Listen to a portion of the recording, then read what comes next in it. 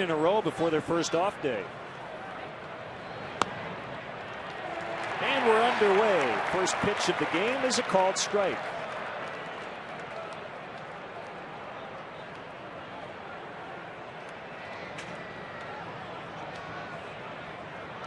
Ramirez back in the lineup. He's playing in on the grass at third base. 1-1 on Ryan.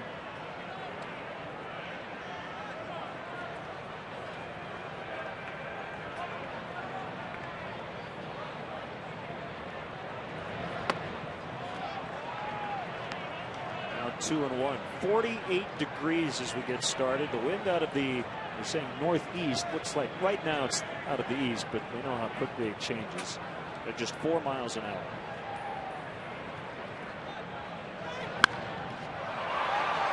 Fouled off to the right. That wind out of the east translates into blowing straight in from right field toward the third base foul line. There you see the conditions here. Forecast is for a cool afternoon, although those fans that are sitting in the sun will probably really enjoy this afternoon. Wind not nearly as strong as we have seen here in that Colorado series. And a base hit over Ramirez into the left field corner. Over near the sidewall is Soriano. It gets past him. And now Ryan is racing to third base. He's going to slide in with what should be a triple. The ball did get past Soriano, but I don't think he ever really touched it as he tried to cut it off. Well, that's a tough area in that left field corner where the foul line comes very close to the restraining wall. Ryan hooks that ball over the head of Ramirez down into that corner. It looked like Fonzie was trying to play the carom off the side wall. That's always a dicey proposition. You could see it hit the more flat area of the bricks and got away from him, and Ryan comes on into third base. They're calling it a double and an error.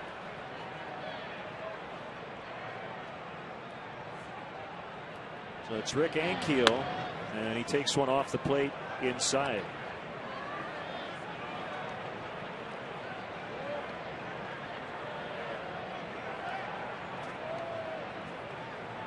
So that's the second error on Soriano the last 2 days.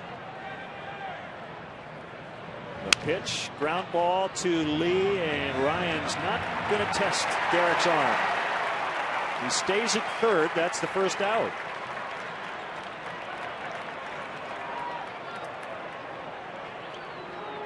We saw those low numbers for Ankiel at the beginning of the season, but I think that's more of a reflection of the left-handed starters that I mentioned a moment ago. 5 of the 10 pitchers they've faced so far this season.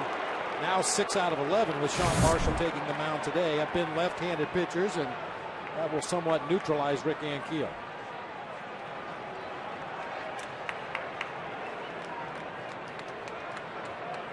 So it's Albert Pujols.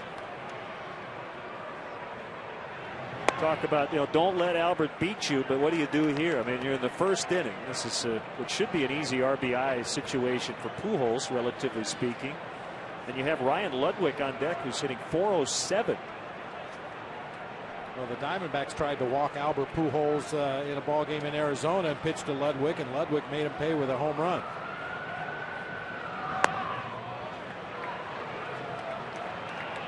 Now Soto's going to go out and talk with Marshall. The other thing about Albert, and he's the best of the best, but elite hitters, you just can't work around these guys. It's so rare that they're going to go outside of their zone and get themselves out. Really, the only people you could expect to do that, and by do that I mean pitch around Albert Pujols, would be an equally great pitcher out there on the mound. A perennial Cy Young candidate or somebody that had great stuff on a given day.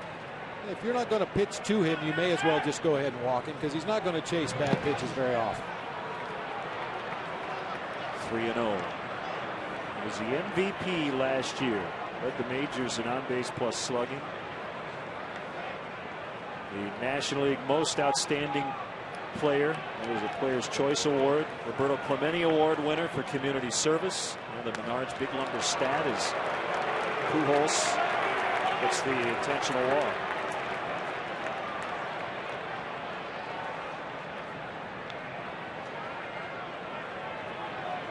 Next batter, right fielder Now here's Ludwig. He's hit an 18 straight going back to the end of last season.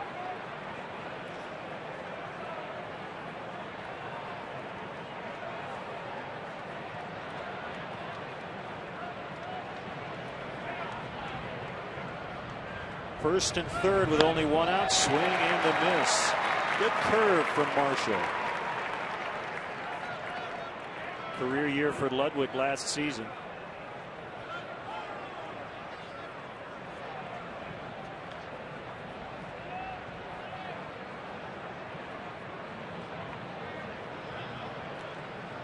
'80 extra base hits for Ryan Ludwig last year. An all-star and a Silver Slugger winner. And he hasn't been playing every day. They have a 4 outfielder rotation right now. 0-1. Little tapper towards third, and they will not get it out. It'll be an infield hit for the slugging Ryan Ludwig.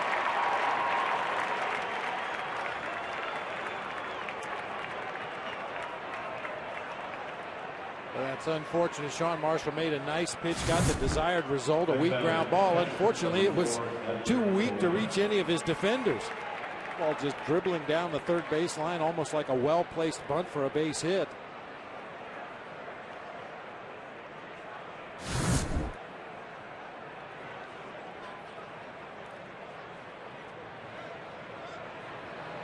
So 2 hits and an intentional walk in the inning. And it's Yadier Molina. Used to just talk about Molina's defense, but you have to talk about his offense. Last year, Yadier Molina hit .304 just 2 years after batting .216. That's a remarkable improvement. He comes in early on this season at .333. A big day yesterday in Arizona. I think Molina came to the realization that hitting behind Rick Ankiel and Albert Pujols and Ryan Ludwig in this Cardinals lineup, he was going to have a lot of opportunities to do some damage. Doesn't necessarily have to hit a lot of home runs or even extra base hits, but he's going to come to the plate a lot of times in situations just like he finds himself in right now with 2 guys on base. And a well-placed base hit might plate another run. Cardinals lead the National League in runs. Called strike.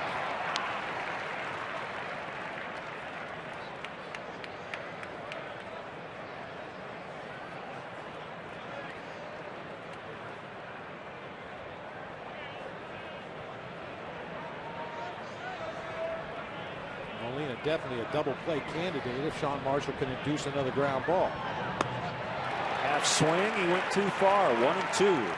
Good breaking ball in the early going from Sean Marshall. That's going to be a good pitch for him if he wants to get those ground balls.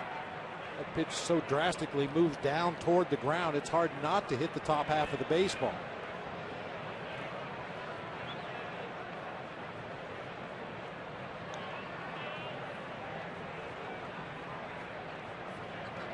Long look by Marshall, has a sign from Soto. And here's his 1-2. A fly ball to right. Hoffpower is there. He's going to make the catch. Oh, nice throw back to the cutoff man, Ryan Terrier. They keep Pujols at second. 2 outs. There you go. Make the routine plays. Lazy fly ball hit the medium depth right field. Micah not only made a nice catch, but got behind the ball, got rid of it quickly, and held Pujols at second base. We all know about Tony La Russa and his preparation for an opponent on a given day, and I'm sure the Cardinals are very well aware that Micah Hoffpower has not played a lot of outfield, and I would imagine that they're going to test him if they get the chance. Now Chris Duncan, the son of their pitching coach Dave, he's hit it 9 in a row, and Soto smothers that curveball.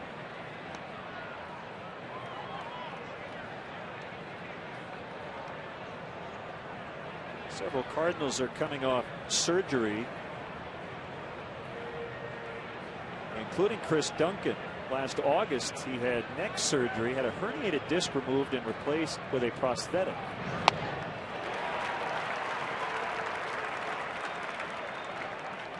And he struggled last year. Did not hit for the kind of power he had hit for previously. 1-1.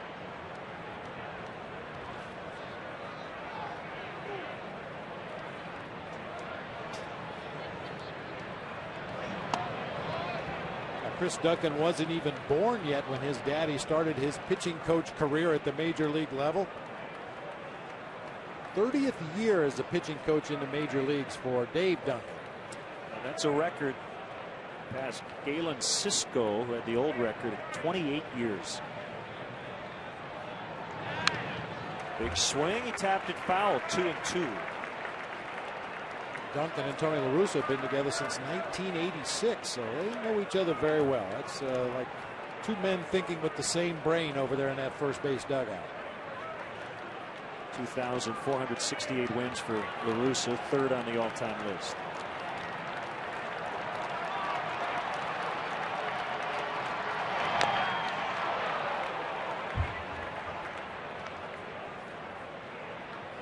Funny looking defensive hacks against Sean Marshall already in the early going. Getting back to what I said a moment ago, seems to have a real good curveball, at least here in the first inning. An emergency swing. You can see Giovanni Soto was going down in preparation to block that ball, and Duncan able to foul it off and stay alive. Another 2-2 called, strike three. Got the call from Larry Vanover, and that ends the inning. The Cardinals do get one. The Cubs are coming up against Adam Wainwright.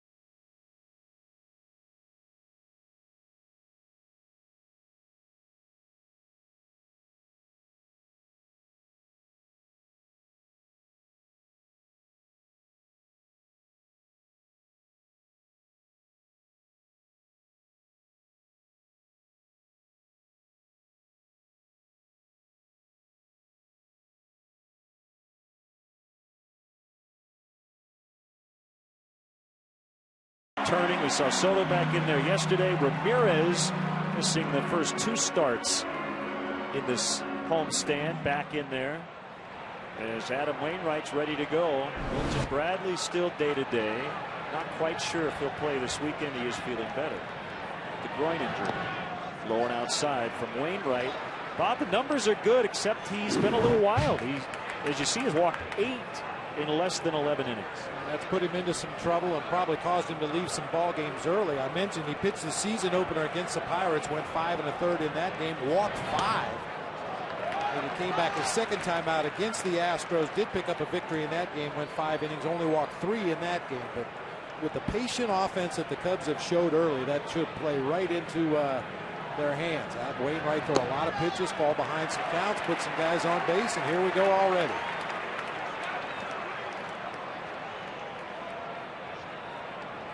It's 27, and this is a tall matchup. Marshall and Wainwright both are 6'7". And that's ball 4.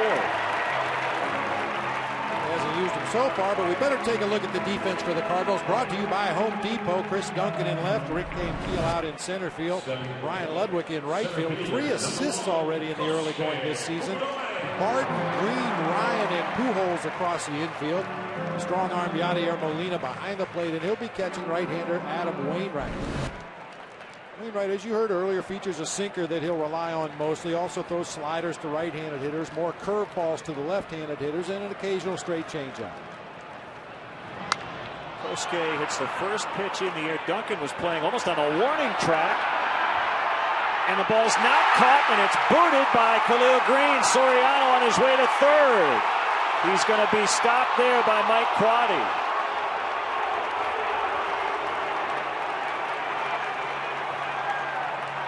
I didn't get a look at Duncan before the pitch, but Bob, it looked like his heels were almost on the dirt. He had a long run. Well, if he was much deeper, he'd need a ticket. Chris Duncan is not a good defensive outfielder. You give him an A for effort, but just doesn't really have the speed or the instincts to be a good outfielder. He was playing extremely deep. Khalil Green tries to make the over-the-shoulder catch and then kicks it further down into that left field corner.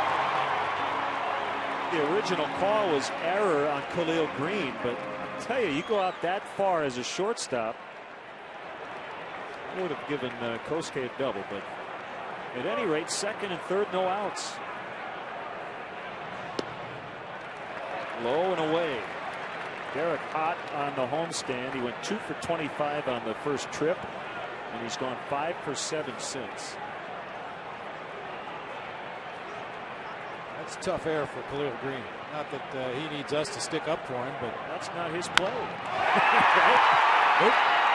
As Ludwig will come over, makes the catch. His throw is going to head towards second base. Both runners tag. Soriano scores. We're tied.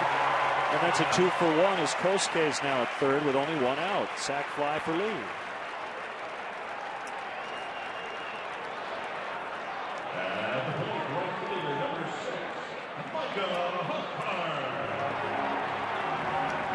Kosuke has been given a double, which we would certainly agree with. Different scorekeepers have different criteria for what's a hit and what's an error, but generally if a guy fails to make a play with normal effort, that's an easy error. That's a for sure error. That was a lot more than normal effort on Khalil Green's part, going way out into medium depth left field trying to make that over the shoulder catch. Infield in, and a high fly ball, not terribly deep. Bob talked about Ludwig, 3 assists already. And the throw to the plate, and I tell you, Kosuke made the right decision. He went right back to third after heading down the line about a third of the way. Ludwig with a strike to Yadier Molina. Wow. Hoffpower retired. And not only a strike, but watch how quickly he gets rid of it. The ball's in the glove, a crow hop, and that ball is on its way to home plate all the way in the air to Yadier Molina.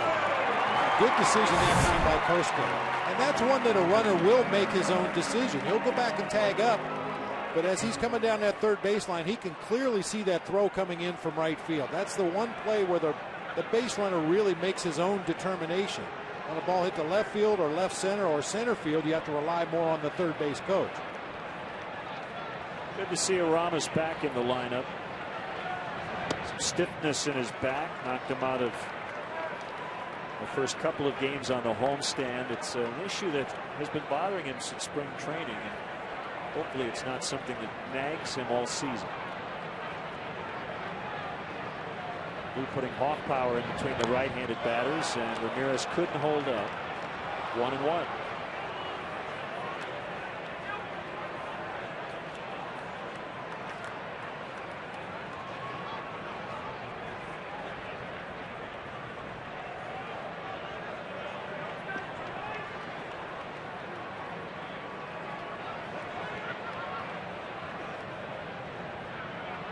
Kick and the pitch blocked by Molina. You know, Len, I don't recall that I have ever seen Aramis Ramirez try to bunt for a base hit. But if he chose to do so and got that ball past Adam Wainwright to the left side of the infield, he could walk to first base. Brian Barden playing way back behind the baseline at third, as is the shortstop Khalil Green playing way back with his heels on the outfield grass. Any kind of a mediocre bunt to the left side would drive home a run. That's not what they pay him for. And you can barely see Chris Duncan. As you said, he almost has to buy a ticket out in the bleachers and left. I don't think I've seen a left fielder play that deep ever here at Wrigley.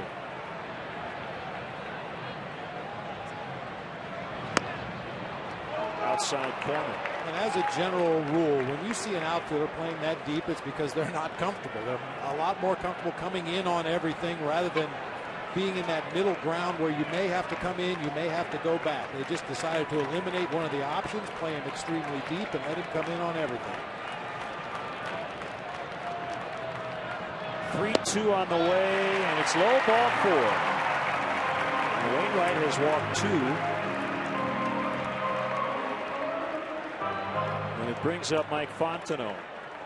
At the plate, second baseman number 17, Mike Fontenot.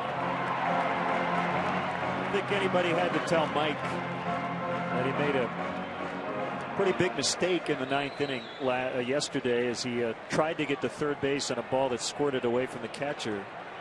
His run didn't mean anything. The tying run was at the plate, and he got thrown out. He thought it was farther away than it was from Chris Iannetta.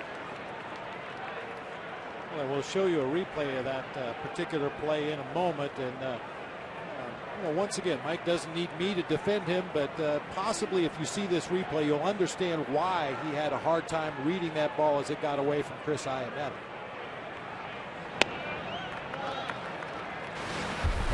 Coors Light freeze cam yesterday. You'll see that ball just barely got away from Iannetta, but because of the line that the ball took as it rolled back into the on-deck circle, Mike was really screened by the catcher himself. He saw the ball get behind Iannetta. As Iannetta turned to go after the ball, Mike couldn't see how far away it had rolled. Ground ball to second, and Ryan will flip to Green to end the inning. Each team with a run in the first. It's 1-1 to the second.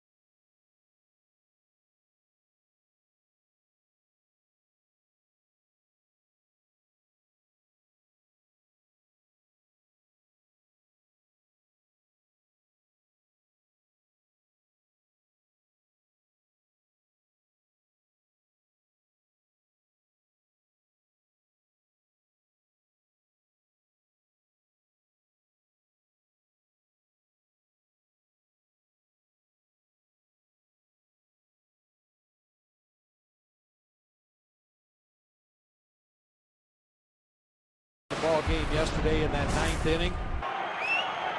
See here, Coors Light freeze it right there. The ball is behind Chris Iannetta. From Mike Fontenot's angle, he didn't know how far away it rolled. He just knew it was behind the catcher somewhere. Unfortunately, it was just a couple steps for Iannetta. A strong throw to third, and Fontenot was retired. And a valuable lesson learned. And Lou talked about it after the ball game yesterday. That's one of those plays that you have to be 100% sure you can make it to third base. With the tying run at the plate, you do not want to make it out at third. One strike on former Padre Khalil Green. Acquired in the offseason, December 4th.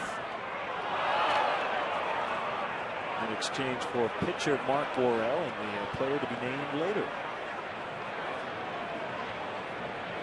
He hit cleanup on opening day. Called strike 3.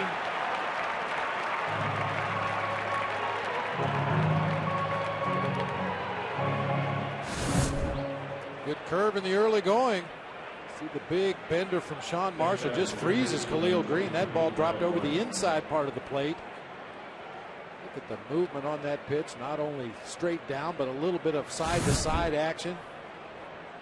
Couldn't pull the trigger. Brian Barden has done a nice job filling in at third base for Troy Gloss, who had arthroscopic right shoulder surgery in January. He's not going to be back for a while, maybe in the middle of the year. Game-winning homer in the 8th on Monday for Barden at Arizona. His first career home run against the team that put him on waivers back in '07. Had family and friends in attendance as he lives in Tucson in the offseason. Well, Brian Barden, a guy that figures to get playing time all over the diamond this year for the St. Louis Cardinals. I was talking to Joe Patini, their bench coach and infield instructor, before the ball game, and he says that Barden has already made 3 or 4 highlight reel plays at third base. Just a tremendous glove man, and gets himself a base hit here in the left field. There's Joe Patini next to Dave Duncan. Al McRae, the hitting coach. Having seen the Cardinals this year with Wainwright on the mound, but based on his offensive prowess, this is not an automatic sack bunt spot for the pitcher. He's hit .292 in his career, Bob. He's slugged .415. And 1 for 2 in the early going this season with a sacrifice bunt. Showing bunt early, but don't be fooled. The Cardinals do that as a rule. In an obvious bunting situation, they'll have the pitcher or position player, whoever happens to be at the plate, show bunt early, pull it back as the pitcher goes into his set position, and then you're not quite sure if he's going to bring it back down and bunt, or is he going to keep the bat back and go ahead and slug away. And he swings away.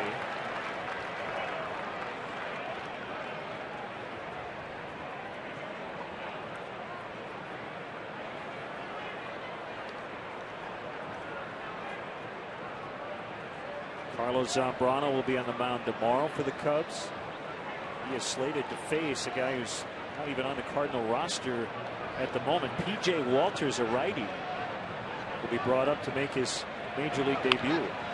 Wainwright now does bunt, and Marshall will throw with Fontenot covering first. It's a sacrifice for Wainwright.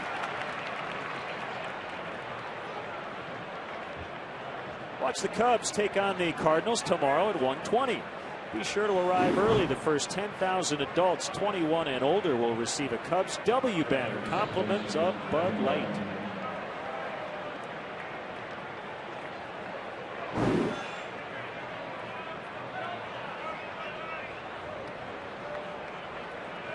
Ryan with the first inning double. And the first Cardinal run. The old school Cardinal stirrups with the stripes. Mid calf.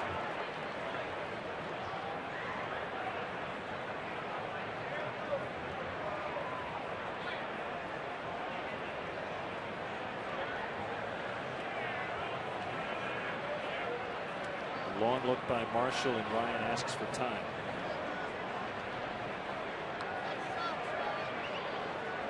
They're officially opening up Yankee Stadium today, and the Yankees trail at home against the Indians with CC Sabathia facing his former team. It's 1-0 Cleveland in the 5th.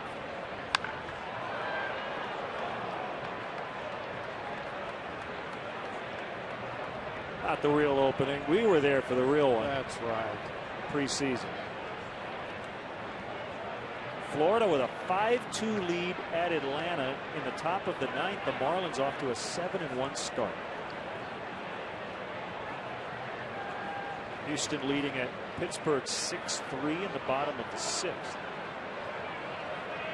So you're up to date on everything else that's going on right now.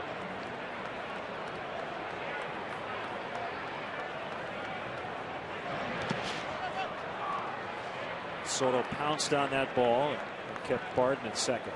Well, you know, Len, as a starting catcher, depending on who the pitcher is on a given day, you know ahead of time, I'm going to have a busy day blocking pitches in the dirt, or this is going to be a relatively easy day. And with Sean Marshall on the mound and that big breaking curveball, when he gets ahead in the count, he wants to bury that pitch in the dirt. So Giovanni Soto knew going into this game he was going to have to be a dirt dog, get down there and block some of those curveballs. Swing and a miss, strike 3. Third strikeout for Marshall as the Cardinals strand a runner in scoring position. It's Marshall settling in. Did give up a hit in the inning, but no runs. It's 1-1 after an inning and a half.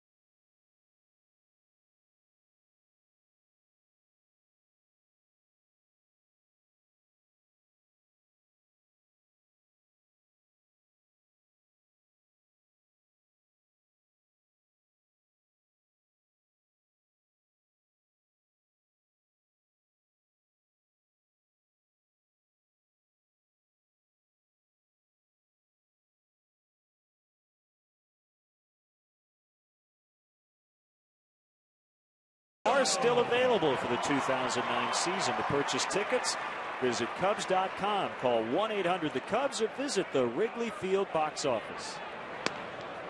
Called strike. Wainwright against Giovanni Soto. Second game back with a shoulder injury. Knocked him out of the starting lineup for a little over a week. He likes playing against the Cardinals. He's hit over 400 versus St. Louis. How about the Puerto Rico World Baseball Classic trio of catchers? Soto, Yadier Molina, and Pudge Rodriguez. Tough to split up the playing time. I think Gio at DH'd occasionally. High in the air, fairly deep, but Ludwig calling and grabbing for the first out. You put yourself in Gio's shoes. Let's say you're on the World Baseball Classic roster with Dodger during the playing days. How much conversation about this rivalry goes on between guys like Soto and Molina? You talk shop a lot? I would assume very little about your regular season occupation and teams. I think when you're in a situation like that, you concentrate on the task at hand. It may come up, but I'm sure they probably didn't sit around swapping notes about the Cubs-Cardinals rivalry. Probably spent more time talking about the opposing team's lineup and the pitchers that they had on their own staff that maybe they hadn't seen much of and wanted to get as much background as possible.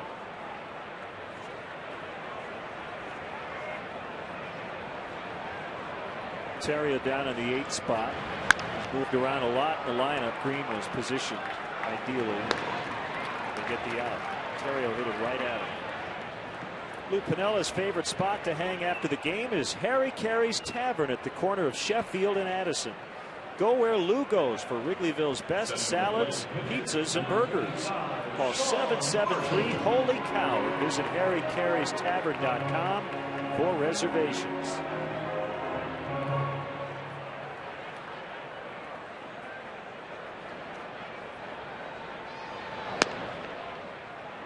In there for a strike on Sean Marshall. Career 155 hitter.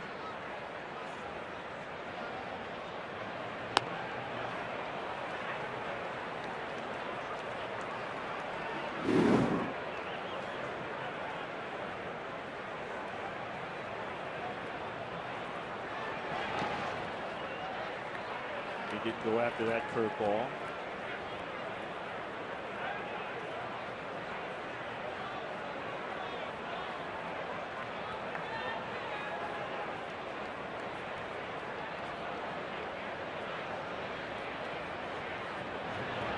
Swing and a miss. Wainwright picks up his first strikeout as the Cubs go 1-2-3. It's 1-1.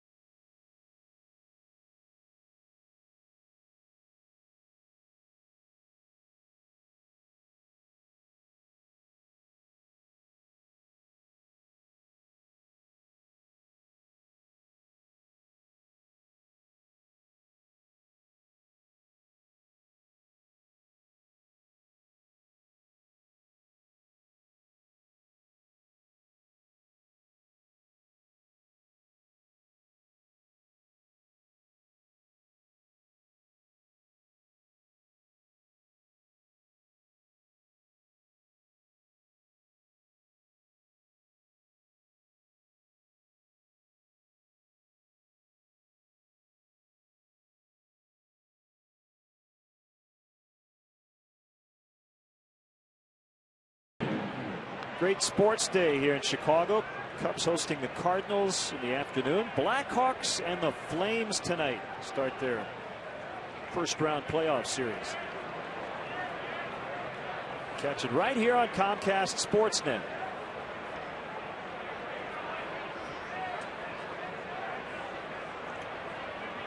Seven o'clock tonight from the UC. Rick Ankiel hits a slicing liner and a diving catch by Kosuke.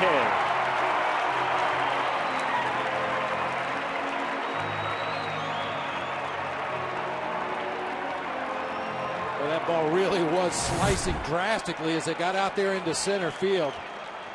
Anytime you hit a ball with some side spin into the wind, it's really going to move a lot more than you anticipate. And Kosuke gets over there. Probably could have stayed on his feet to make this catch, but nice grab as he goes into the belly slide. Nice job. Pujols was intentionally walked in the first inning.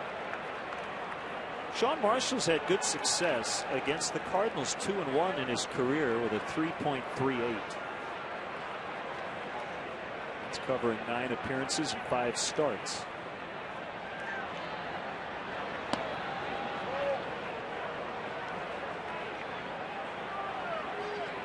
That's a big first out with Pujols at the plate. Nobody on, 1 out. The more times you can get the big guy to the plate with nobody on base, the better your chances of winning a ball game. That old saying about the guy being in scoring position as he stands in the batter's box, that's certainly the case with Albert Pujols, but he's a deadly hitter when you give him some ducks on the pond, some holes in the defense. This is exactly how you like it. Nobody on. 3-1. The MVP award last year, the second of his career. First player born in the Dominican Republic to win at least 2 MVP awards, and his team finished 4th. That was the lowest place for a club that had an NL MVP since the '87 Cubs and Andre Dawson. They finished last. Terrio catches it. Pujols pops out on a 3-1. 2 down. Good slider with just enough movement to get that ball off the barrel of the bat and turn it into a shallow pop-up into center field. The slider working its way towards the heart of the plate. Pujols just pops it harmlessly in the air to the middle of the infield. Terrio that time called off Fontenot. Ryan had a little better angle on the sun. Either guy could have caught it, but Terrio had the better angle. First pitch curveball strike on Ludwig. An RBI infield single to extend his hit streak to 19 back in the first inning. Another one. 0-2.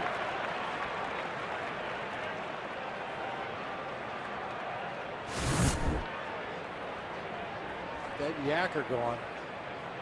It looks like it's going to be a pitch out when it leaves his hand. Ends up dive bombing right back into that strike zone. 3 in a row to Ludwig, 1-2.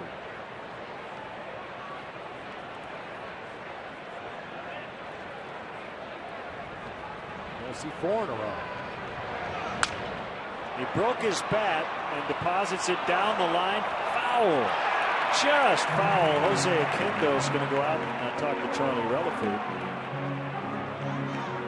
Jose thought that ball hit the chalk. Benefit of instant replay here, and you'll see just a little bit of green between the baseball and the foul line. Charlie Relaford a lot closer to the play than we were, and that's all right. Instant replay is back, but only for boundary calls. That would be disputed home runs.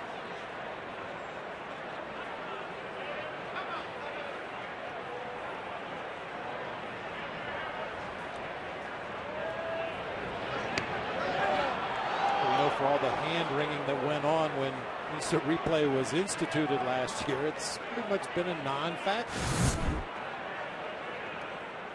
Nip that outside corner with a backdoor slider. Giovanni Soto may have caught it close to the outside corner, but that ball was never really in the strike zone. Still hasn't thrown him a fastball. I think the curves and sliders to Ludwig.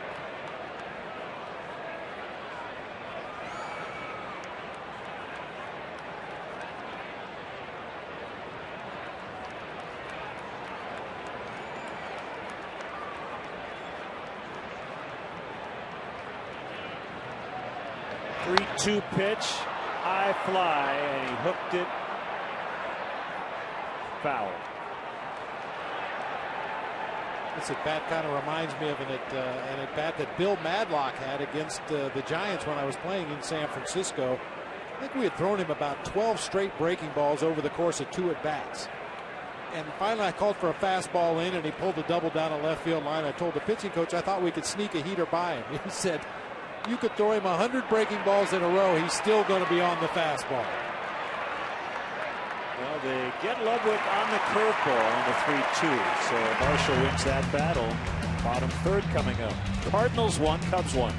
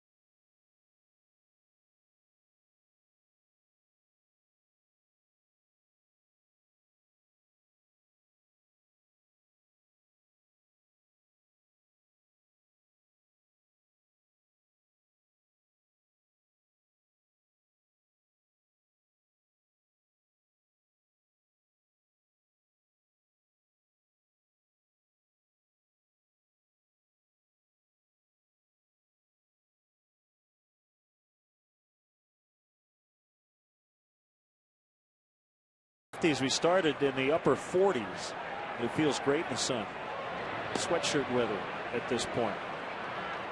Been a curve fest early on. Wainwright and Marshall.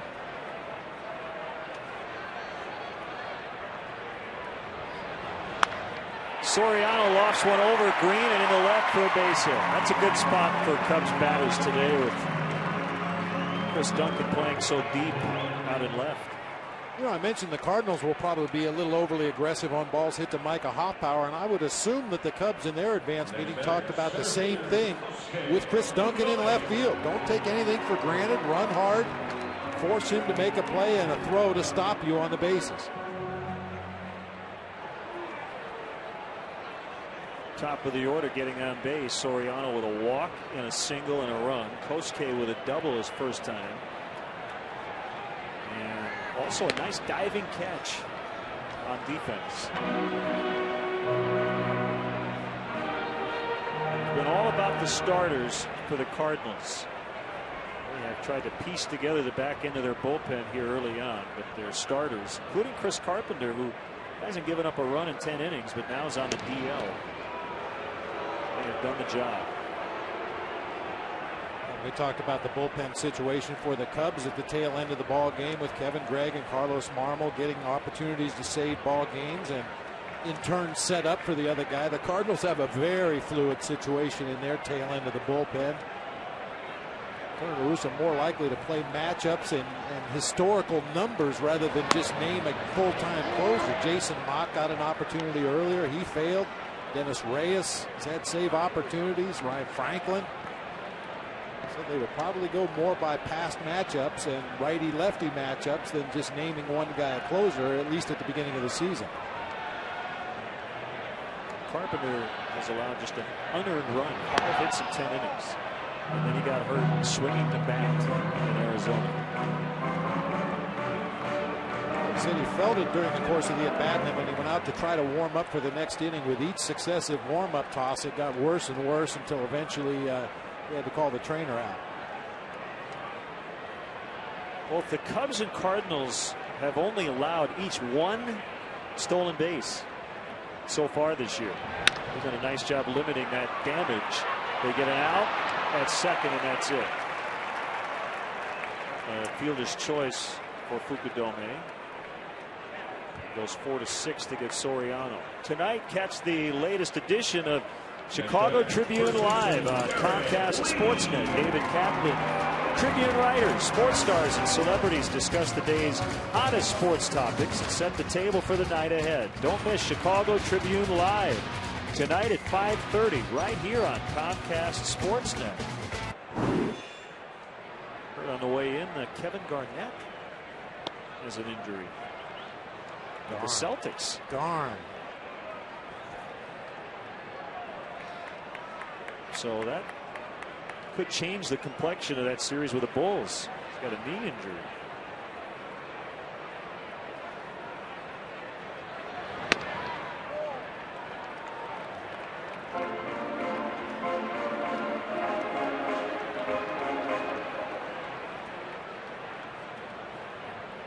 Two 2-0 on Derek.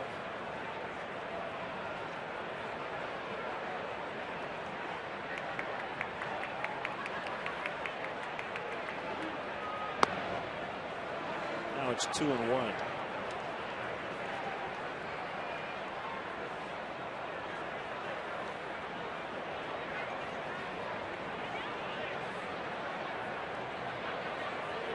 Derek was asked about the cold trip and then getting hot at home, and basically shrugged it off. So really there's no difference.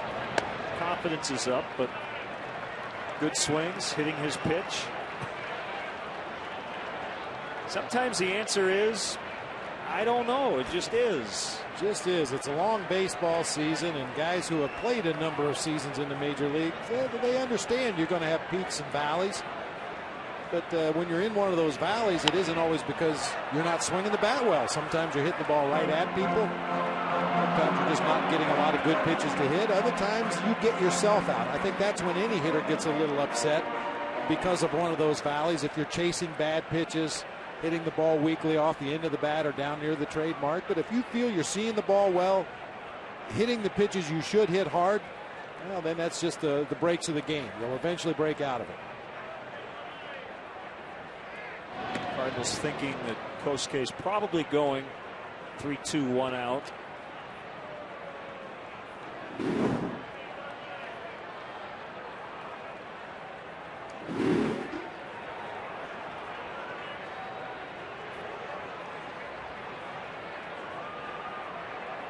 Long pause by Wainwright. Kosuke is running, and it's hit foul straight back.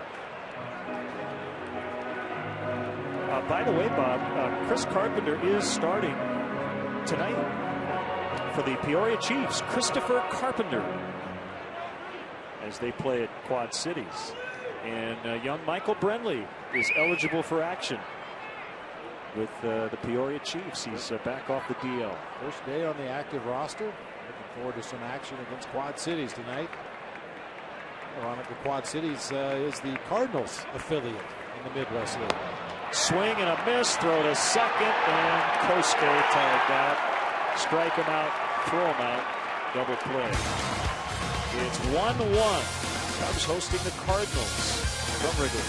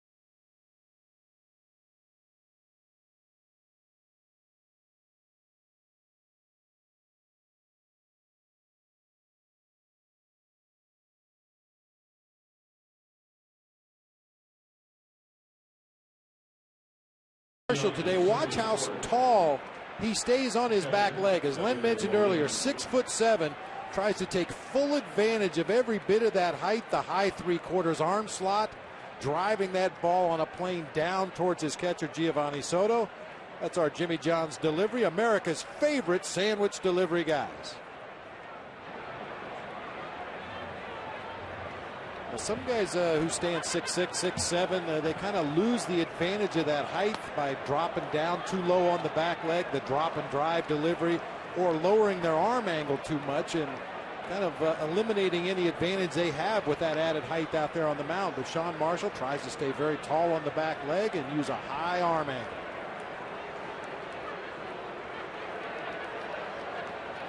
So each starter giving up a run in the first inning and nothing since.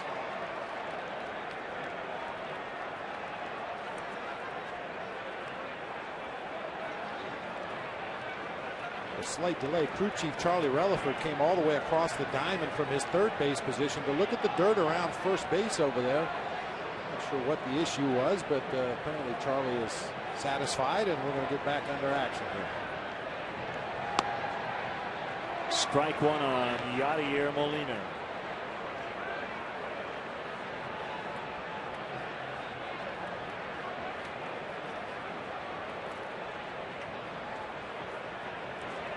Fly to right his first time. Curveball in the upper 60s. Didn't curve enough.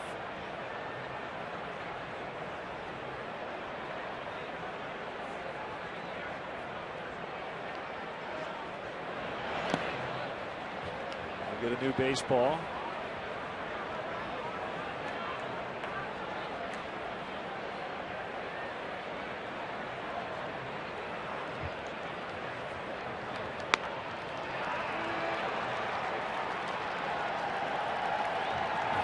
Haven't seen too many heaters from Sean Marshall. A lot of curves and sliders. Got a cutter.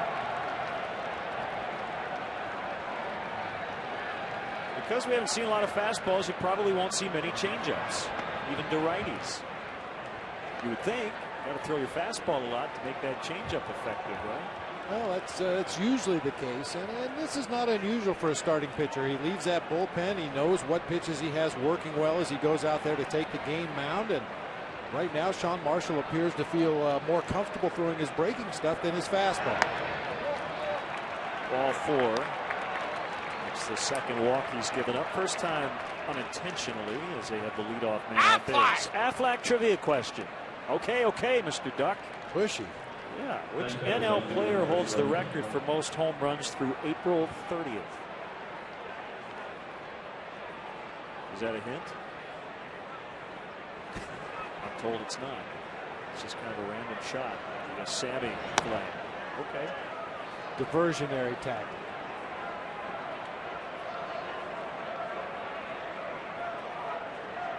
That is a single season record. Clarify the question. Through April 30th. I'd go with A-Rod maybe. Oh, nationally. Okay, well that would make sense. It would be A-Rod.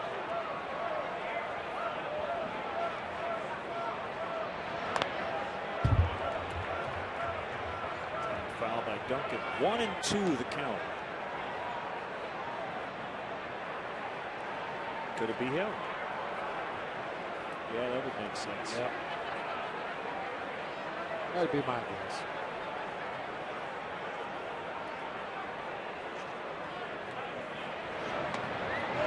Duncan turned away. Marshall tried to get that front door curveball. He stayed a little bit too far inside, a little bit too up, but you see Duncan just freezes on that pitch. It drops down to belt high. Needed to get down a little further to get the call. Kick and the 2-2. Another one. Full count.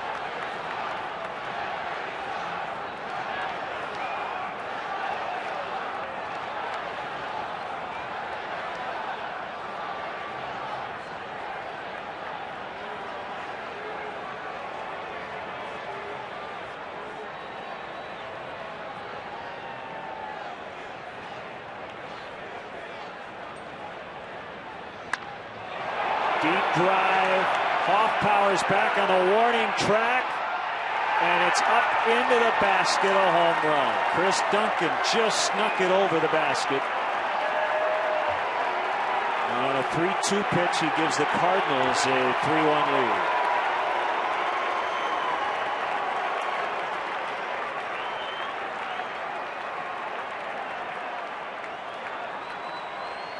That fly ball, we needed some of the wind that was blowing here at Wrigley yesterday. That pitch up and out over the plate, allowing Duncan to get full extension. Hit it high in the air, but as that ball was sailing out to right field, I took a look up at the flags and they were barely moving. Now they're blowing a little harder out there in center field, but he picked the right time to hit a fly ball to right field.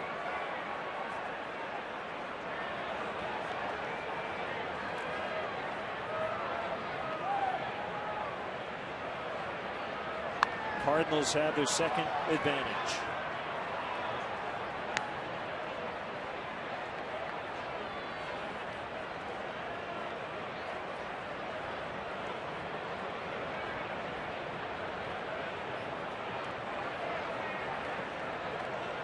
A 1-1 to Khalil Green. Hoffpower coming over. One out.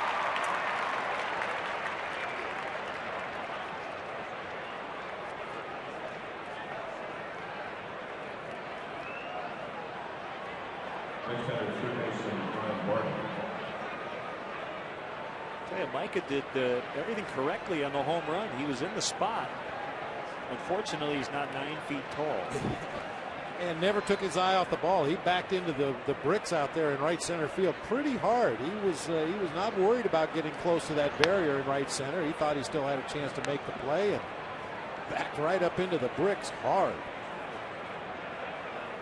Well, the fill-in starter out in right for Milton Bradley is still out the groin strain. Bunted by Barden, and Marshall won't make a throw.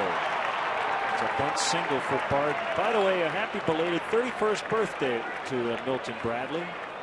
Had his birthday yesterday. Unfortunately, out of the line. Barden caught Ramirez playing deep at third base, and Sean Marshall, even though he's improved greatly on his defense and his ability to get off that mound just too far to run that time, that was a perfectly placed bunt for a base hit.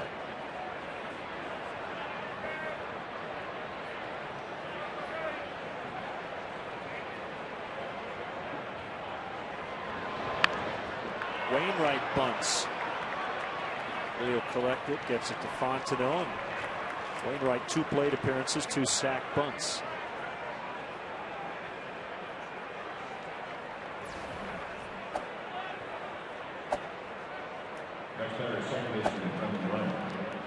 So a runner at second with 2 outs for the leadoff man, Brendan Ryan. Remember the Cardinals last year, they went with the pitcher batting 8th pretty much all year except for interleague play in the American League parks. They've only done it once this season.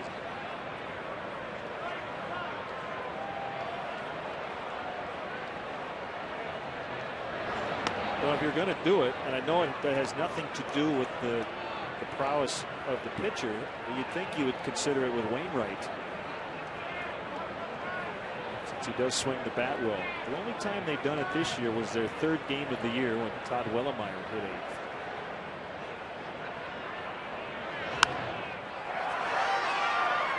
In theory, being with Pujols in the 3 spot, he becomes a cleanup man after you go through the lineup the first time.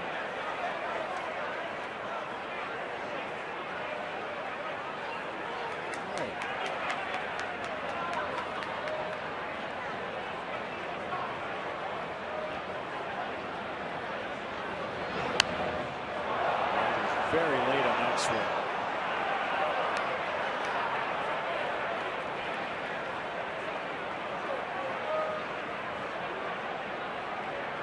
Usually you see a defensive swing like that on an 83-mile-an-hour slider. You would figure a guy is set up for a fastball right in on his knuckles. If he's tardy on an 83-mile-an-hour pitch, you might be able to overwhelm him inside with a fastball.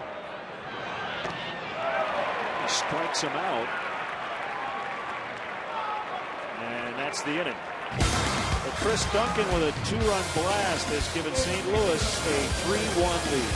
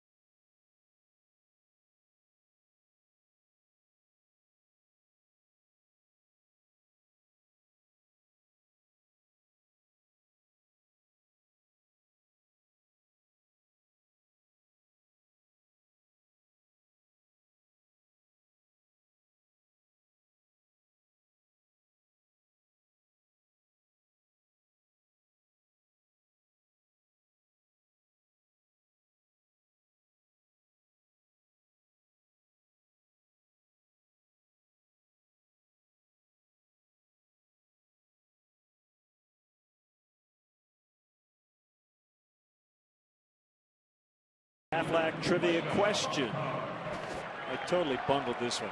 Which National League player holds the record for the most home runs through April 30th? National League. Aflac! Cubs are playing the Cardinals, so Albert Pujols, the logical answer. 14 back in 2006 before May 1st. Wow. At 20 in my best season. Yeah, it's pretty impressive. Hoffpauir batting for the second time today. He flied out to right in the opening inning, facing Adam Wainwright. Another ball lofted this time out into center, and it's Ankiel shading his eyes and making the catch. Maybe dealing with the fans in the bleachers a little bit too. Well, you can shield your eyes, but you can't shield your ears out there in front of those bleacher fans. I'm sure he got an earful there.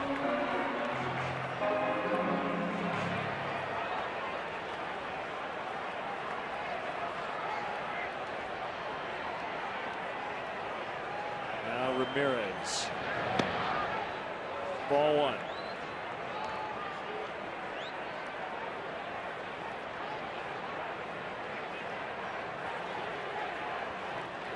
His last home run, he passed Andre Dawson in the 10th place, sole possession of 10th on the Cubs home run list, 175 as a Cub.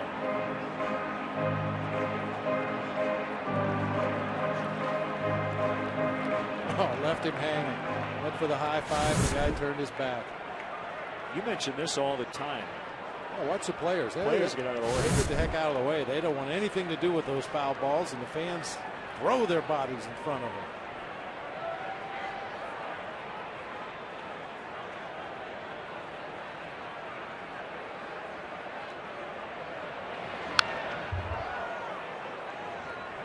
You see Aramis stretching that lower back after that last swing. That's very similar to what he did in Milwaukee on Sunday night when he originally injured the back. You could clearly see it on a swing just like that. He stepped out of the batter's box and kind of hunched his shoulders and bent over a little bit. And really took a long time before he got back in the box. The second baseman, Ryan, shaded up the middle. So Ramirez has a lot of room to roll in through the right side, although Pujols plays as far away from the bag at first as any first baseman in the game. It's that area we're talking about, and he found it. A lob wedge single. That'll work. If you think about Aramis Ramirez in his days as a hitter here in Chicago, he rarely hits a ground ball to the right side of the field. He usually pulls the ball on the ground. He hits them all over in the air, and this one just a little splash down sand wedge out into shallow right field.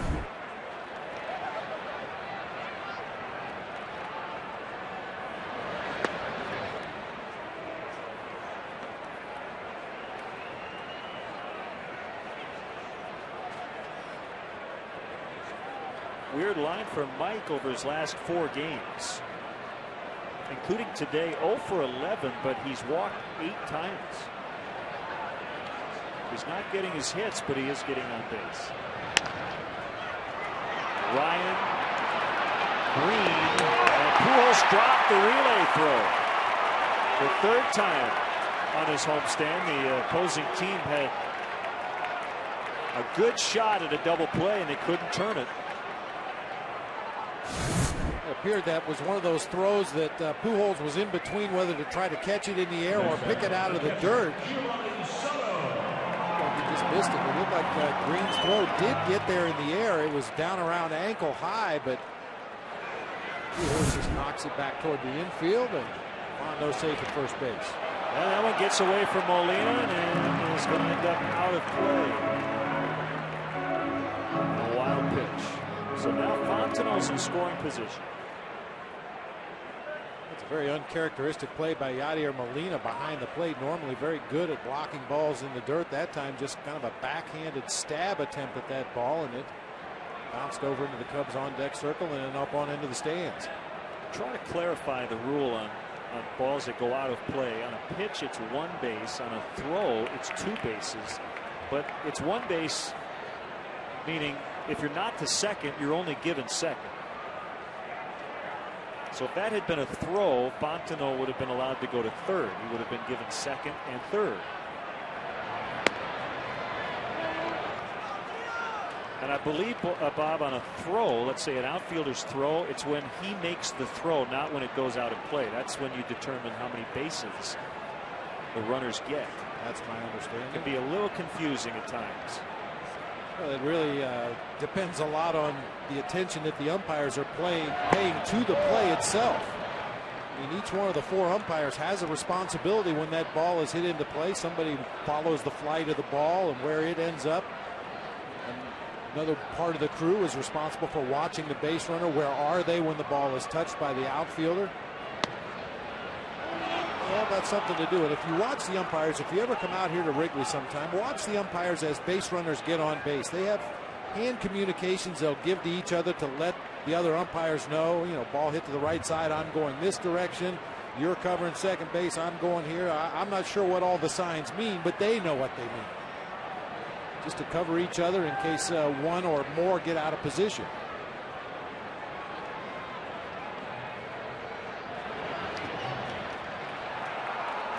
Fontenot holding up on that one. That's a little easier play. It's in front of him.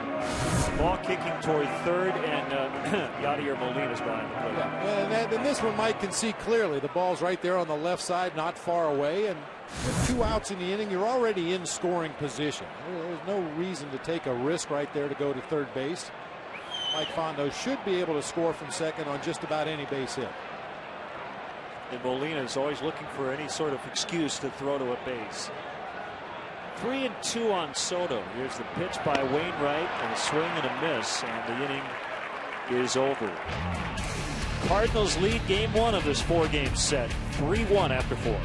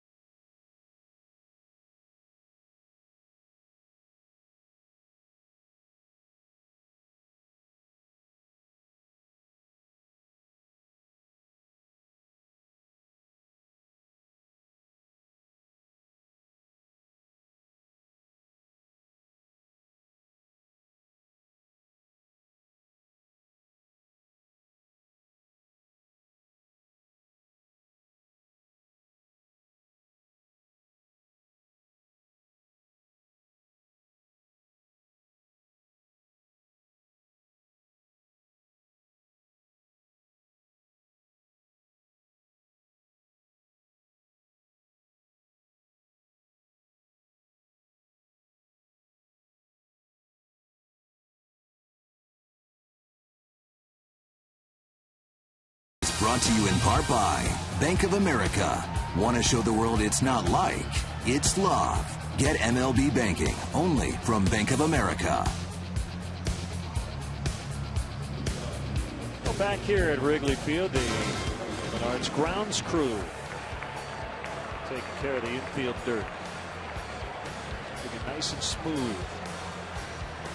They've had to make some adjustments as this game has gone on. You see them dragging the infield here between innings to make sure there's no bad hops. And because of the rain and the conditions we had here on opening day against Colorado Rockies, a lot of that diamond dry surface was thrown out on the field to soak up some of the wet spots. And have to constantly manicure that infield, make it just right.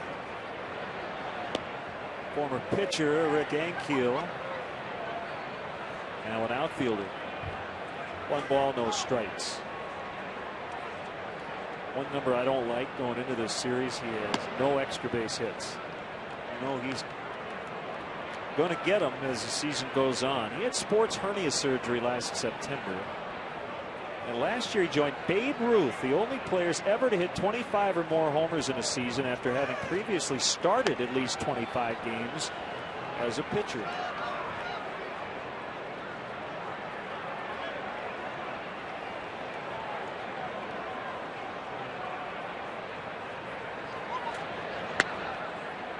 Three and one. Hank Keel was a former pitcher who now plays center field. Skip Schumacher was an outfielder who now plays second base. And Jason Mott was a catcher who's now the de facto closer for the St. Louis Cardinals. One of the closers. I hope we have a chance to see Mott in the first couple of games of this series. He has a very interesting MO on the mound. It's like a volcano out there ready to erupt. Deep right center for Ankiel. Off the door, and there's his first extra base hit of the year as he stops at second. He knew it was coming at one point. That's a leadoff double.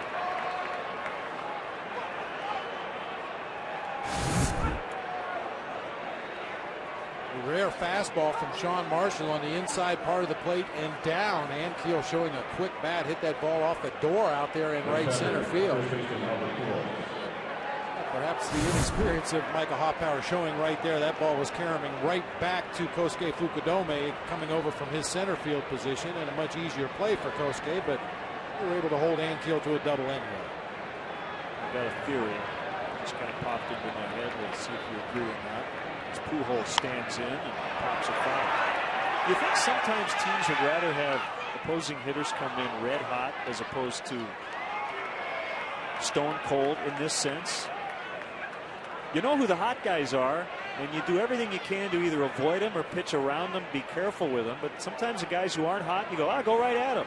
A guy like Rick Ankiel, you know he's going to put together a big streak at some point. Those are the guys that tend to scare you. You know, I'm talking the really good hitters. I mean, guys who normally should be better than Rick Ankiel had been starting the season. Or take it a step further, a team that figures to be very good, but they come into your series, losing 8 in a row. That's always a concern because you know they're too good a team to lose for much longer, and they're going to snap out at some point. Yeah, you just like guys coming in, hitting 250. They're getting their hits, but they're not knocking the cover off of it. And you like teams that win as many as they lose when they come into your series.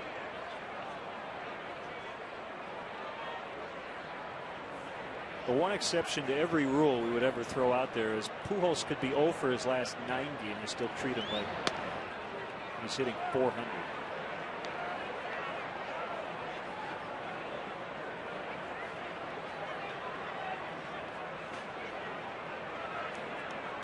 I mean, there's a lot of reasons why I consider Albert to be the best hitter in the game right now, but more than anything else is his ability to use that old cliche that hitters and hitting coaches use, stay inside the ball. Rocket line drive hit to Terrio short, got to be an easy out.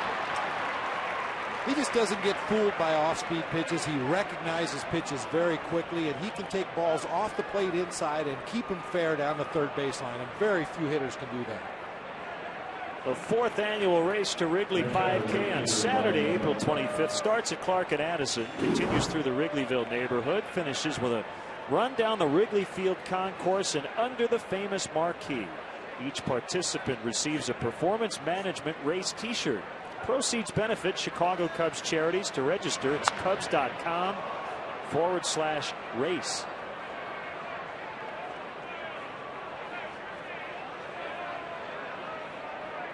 Well, there's some great hitters in the major leagues, no question about that. That's an understatement, but there are guys that you can throw a pitch off the plate inside knowing full well they're going to pull it foul down the third baseline. Okay, now it's strike one.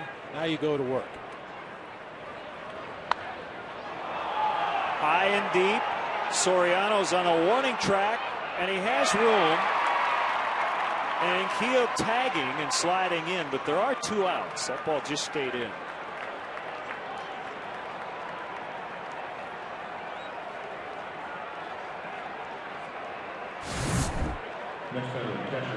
Keel alertly seeing that Soriano was going to catch that ball backing up on the warning track. He's going to have to take a couple steps to get his momentum going back toward his throw.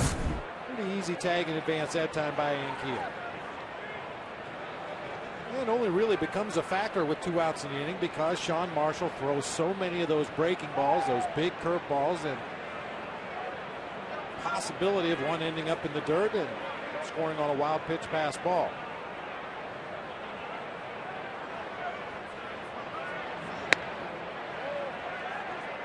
Ball 1 to Molina.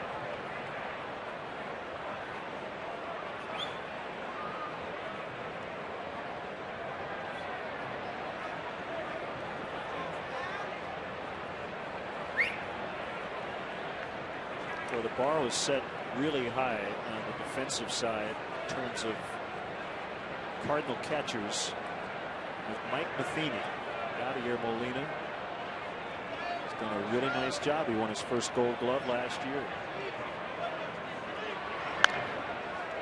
Ramirez can't get it, but it's backhanded by Terrio, and his long throw is right on the mark to get Molina. Save a run and end the inning. It's still 3-1. We're halfway home from Wrigley.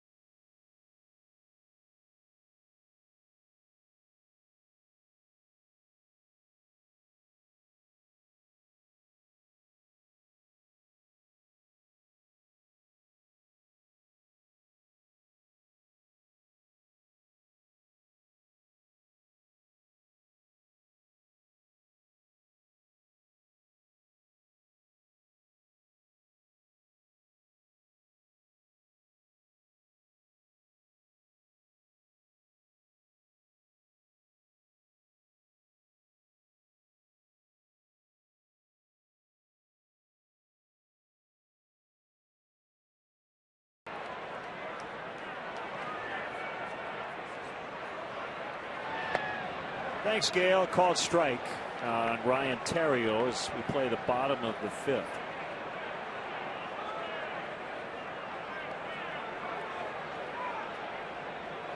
Wainwright has been efficient with his pitches. Still under 60 for the day.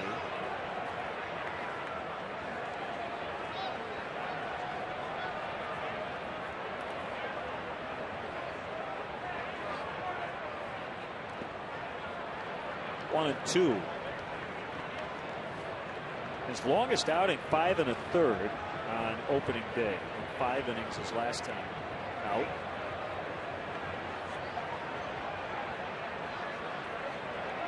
Ryan 0 for 9 on the homestand after a hot start on the road.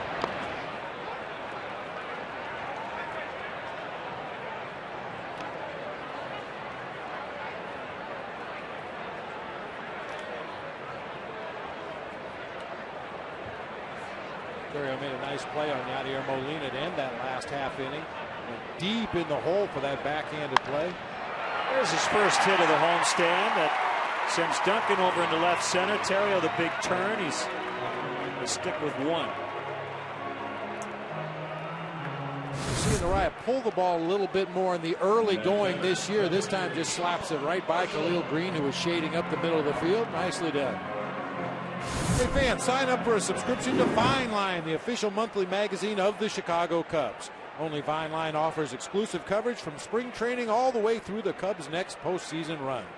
Visit the Vine Line blog at Cubs.com and order today. Oh, in maybe 3 to 4 weeks, we're going to return home, and all of a sudden everything's going to be green out there.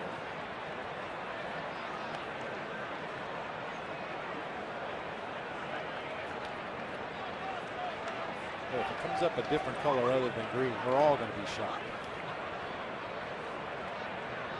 What's a Cubby blue ivy out there? Or ivory, as Lou refers to it. Marshall bunts through strike one.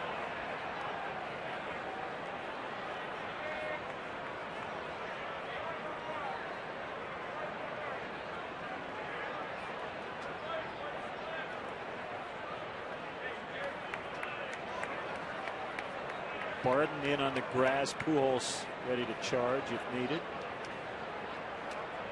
Terrio runs, and the throw goes off the glove of Green.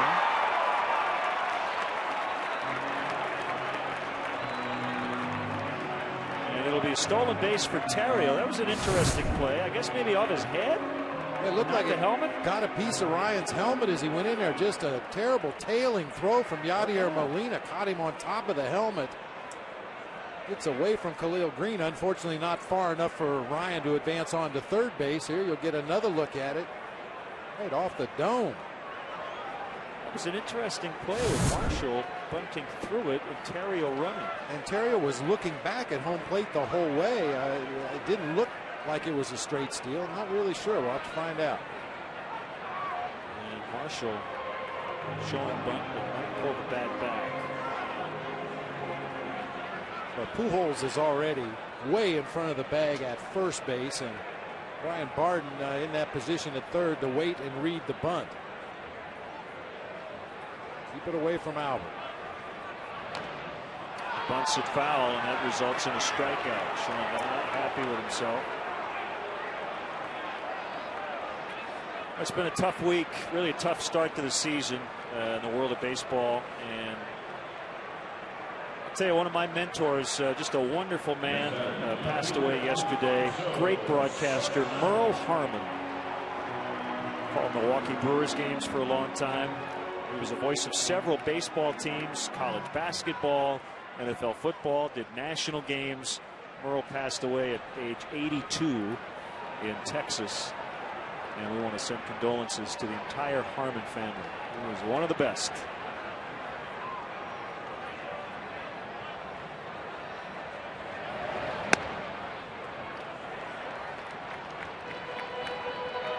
Nothing on Alfonso Soriano. The great picture in Merle Harmon's book when he was doing radio with Bob Uecker in Milwaukee. They were on the Loge at Old County Stadium doing a game shirtless. It's kind of reminiscent of Harry out on the bleachers. Rolled foul.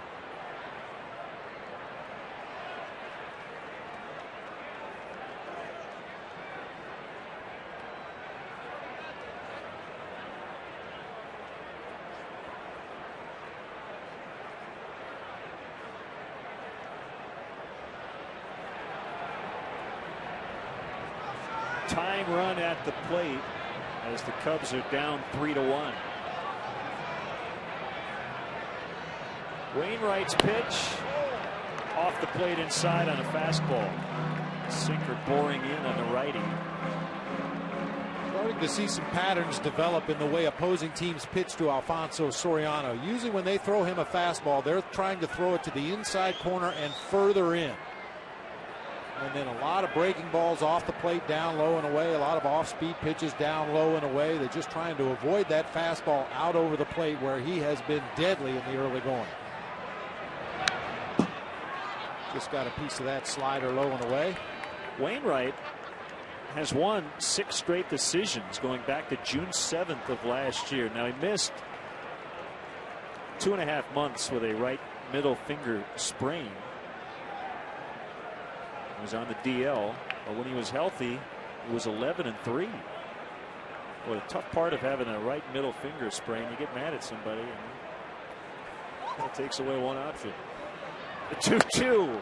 Now it's full 3-2. Or if somebody says, you know, what did you injure, and you show it to them, you might start a fight. Yeah, you got to be careful.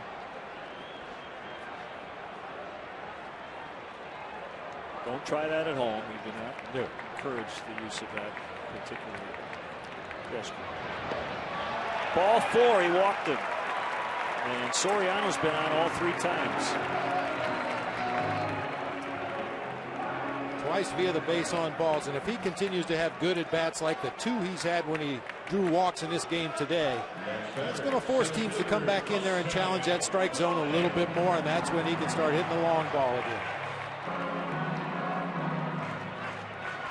I mean, if Alfonso Soriano, and we know he's capable of doing this, if he starts to chase those bad pitches out of the strike zone and get himself out, there'd be no reason for teams to throw him strikes. But if he continues to take his base on balls and lay off those breaking pitches out of the zone, that's going to force teams to challenge him more with fastballs, and that's when he can do damage.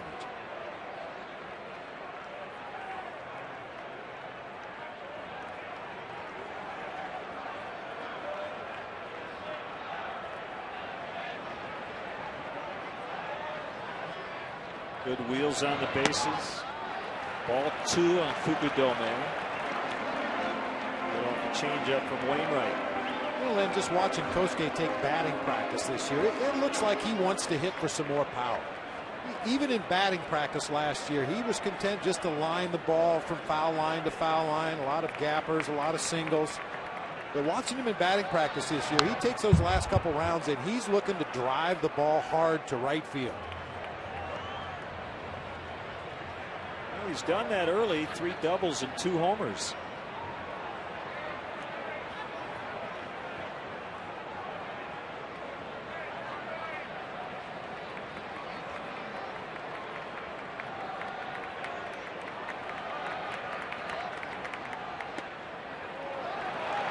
Good eye.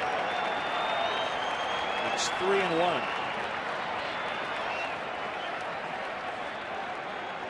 Stretching down in the visitors' bullpen.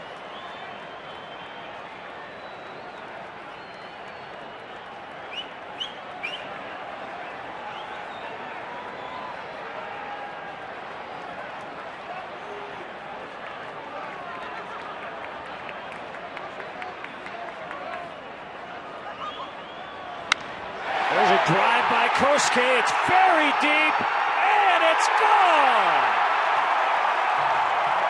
And the Cubs lead 4-3.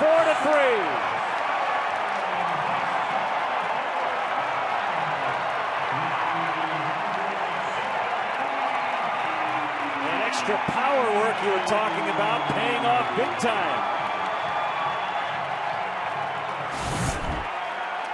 Got himself in a great hitter's count, got that fastball middle of the plate in and down right where he likes it.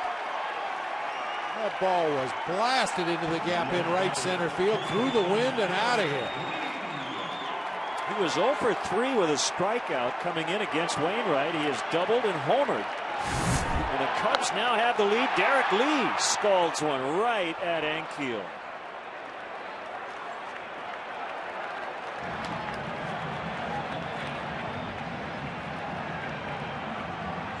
What a start by Fukudome. Excellent catch today as well. I think we said that last year about this time. We did. And that'll be the challenge for Kosuke, is to keep it up. His average went down every month in his rookie campaign.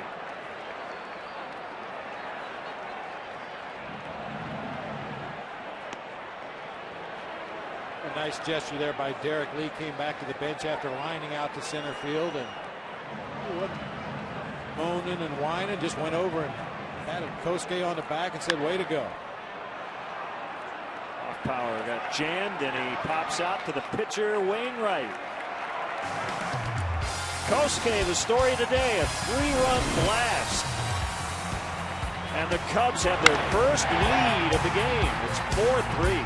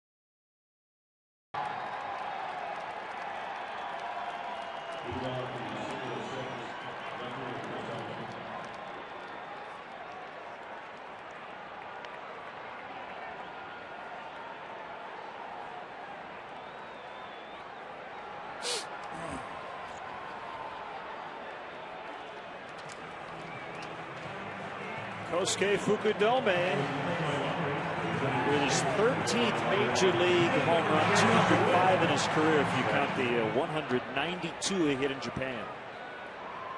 Well, that's a great feeling for a position player after you've hit a big home run to give your team a lead, to run back out to your position that next half inning, and the cheers of the crowd out there in the bleachers. That's a great feeling. So I'm told.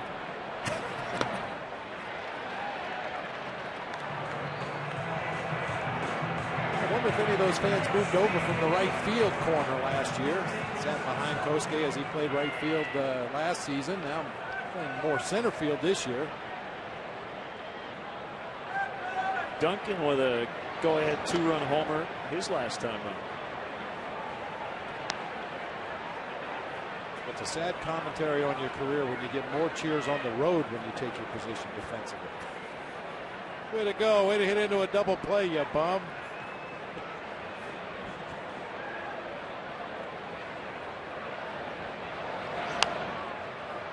Pop foul back our way. The Cardinal fan who made the catch in the second row in the upper deck was cheered when he caught it, until Cub fans realized he was wearing Cardinal red. Nice play. Now sit down. Oh, by the way, give it to a kid.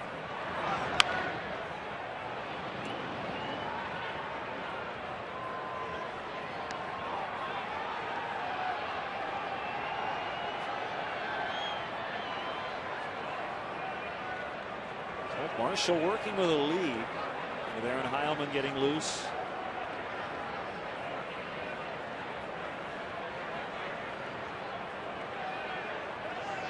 Pitch count over 90 for Marshall.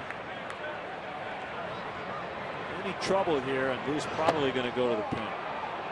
Just missed.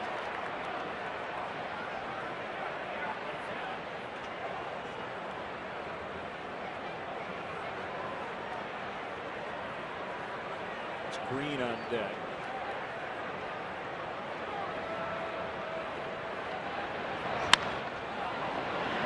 Dell can't get it. Duncan has a second hit.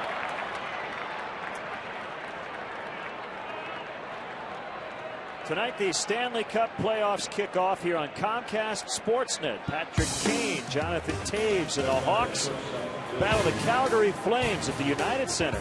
Coverage starts with Chevy. Blackhawks pregame live. Don't miss the Stanley Cup playoffs. Game 1 tonight at 7 on Comcast Sportsnet. That playoff beard's working already. I want to hear Pat Foley saying he shoots, he scores. A lot tonight. Oh, yeah. Barry Rothschild out making the pitching change. Sean Marshall headed toward the dugout. By the way, Pat, good friend of mine, I apologize for brutal invitation. Your goal call's much better than that. Aaron Heilman is in.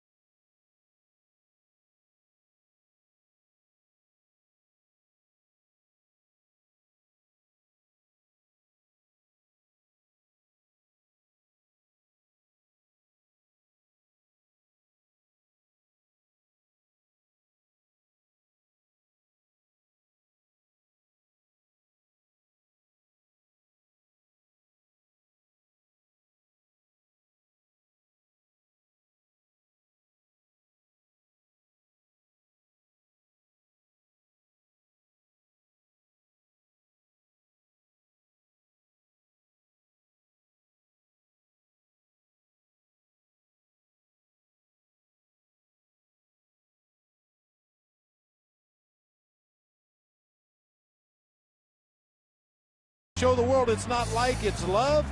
Put your favorite team logo out there for everybody to see with MLB banking only from Bank of America, official bank of Major League Baseball. Visit bankofamerica.com/MLB. Here comes Aaron Heilman with Duncan running. The throw by Soto in time. Like a straight steal. Green didn't offer at it. Tried to ambush the Cubs there, taking advantage perhaps of Aaron Heilman not paying much attention to Chris Duncan, but no chance. Giovanni Soto with a rocket to Mike Fontenot right there, Johnny, on the spot. It's the first time the Cardinals have been caught stealing this year. They were a perfect 7 for 7.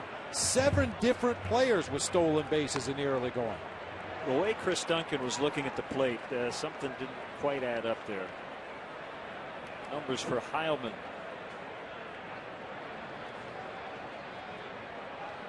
1-1.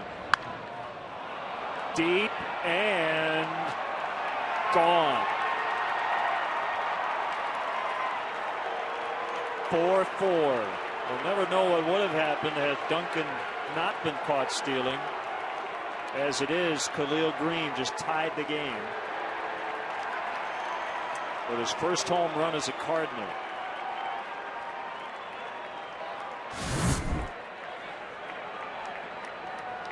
Oof. That fastball tailed right back into Khalil Green's happy zone right there. A sinker that started on the outside part of the plate. Came right back into the middle for Khalil Green, way back into the bleachers in left field.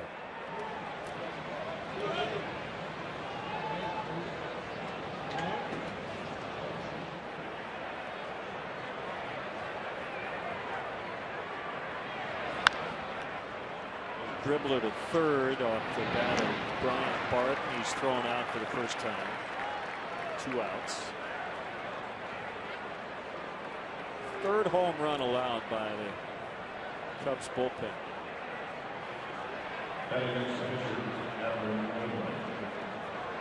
Lefty Neil Kotz is up.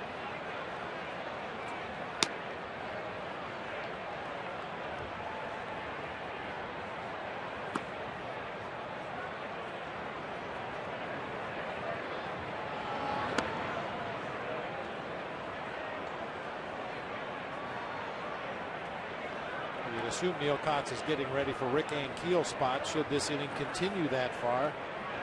Still a couple spots away.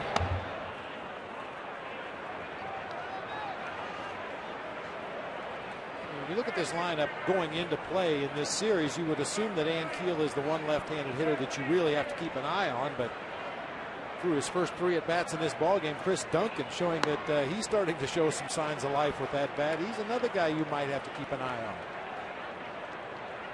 Of course, with one lefty in the bullpen, you got to be very judicious as when you drop Neil Kotz into the ball game and expect him to get that big out against a left-handed hitter. He's gone 3-1 on the pitcher. Wainwright was not in a sacrifice bunt situation for the first time.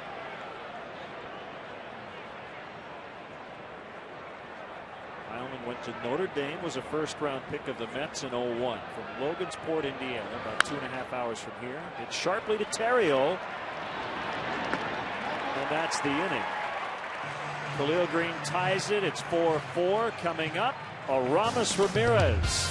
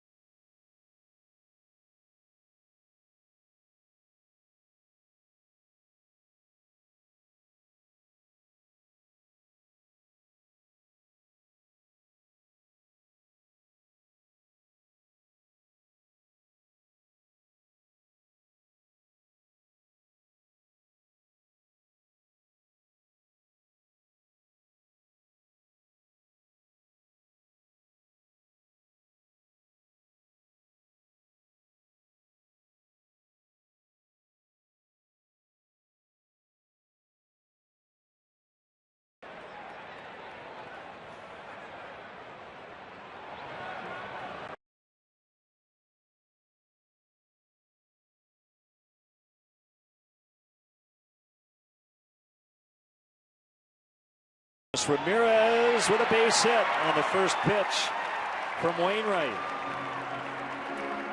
Aramis 2 for 2 of the walk. It's still early, Bob, but if it gets late and the Cubs need a little speed, it wouldn't shock us maybe to see Ramirez have a pinch runner come in with the bat. We'll see. Yeah, probably still a little bit too early in the ball game at this point, but yeah, at some point in the 8th or 9th, if the same situation arises with the leadoff base hit, it wouldn't surprise me a bit.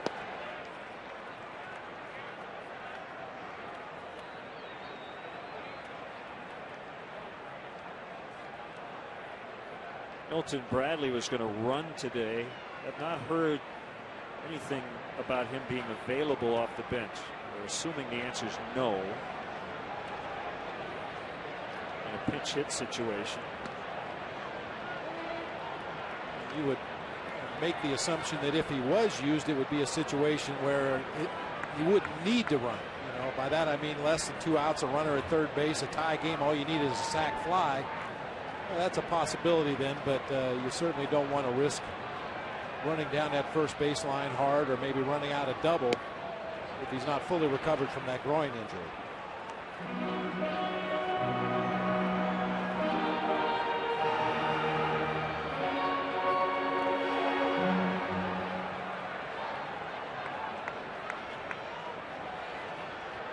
Well, you know who the Cubs' secret weapon on the bench offensively is? Coy Hill. Had a 5-game hitting streak when he was taken out of the lineup for Giovanni Soto as backup. He did a really nice job with Soto out. A big home run, a couple of bases loaded walks, caught and called a good game.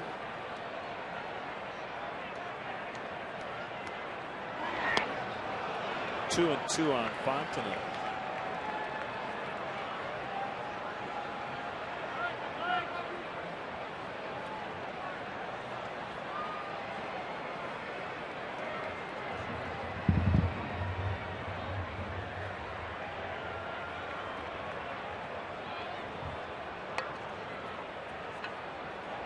The Cardinals chasing the Cubs pretty much all of last year.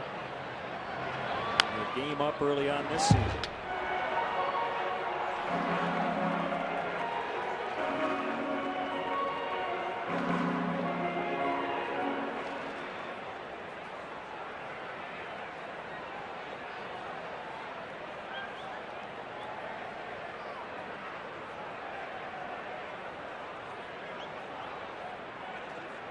Blackhawks ambassador and Hall of Famer Dennis Savard will handle our stretch a little bit later.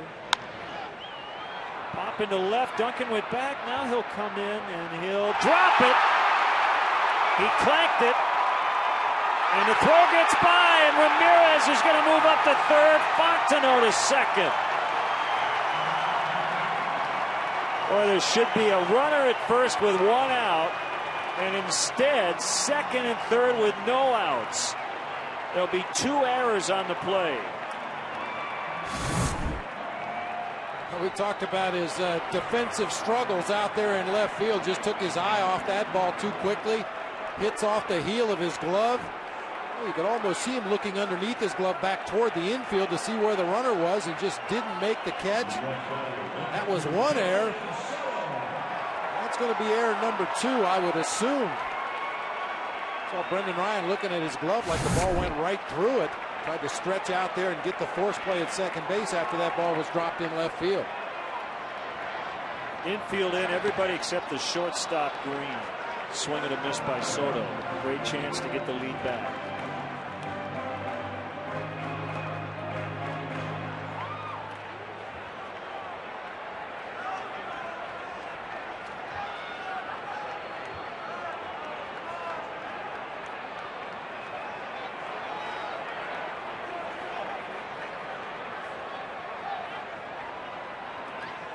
The 0-1 up and in.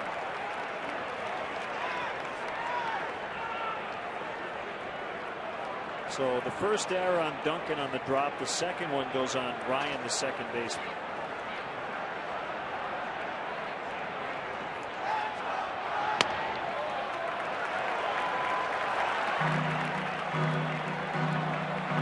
Cardinals have now committed 9 errors since their 11th game.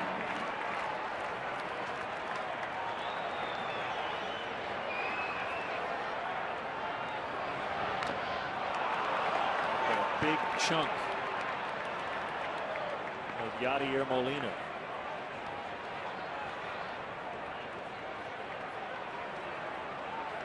I've noticed in this at bat is we'll get another look and see where it got him. I'm nervous to find out. Ooh. The second baseman Ryan's playing deep just about until the pitch comes, and then he charges to the edge of the apron. Now, Cardinals play more games defensively with a runner at third base than any other team in the big leagues. There he comes again.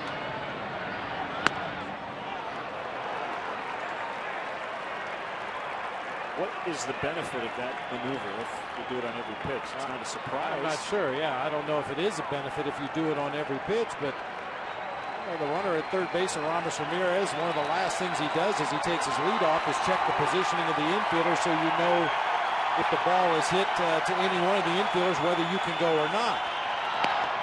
Big strikeout for Wainwright. 1 out. Now Terrio becomes a key batter in this inning.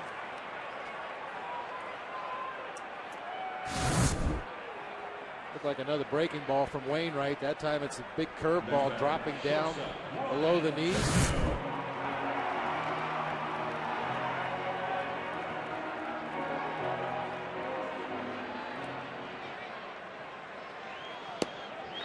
Looks like they're just going to go ahead and walk Ryan Terrio, not mess around at all, set up a potential double play situation.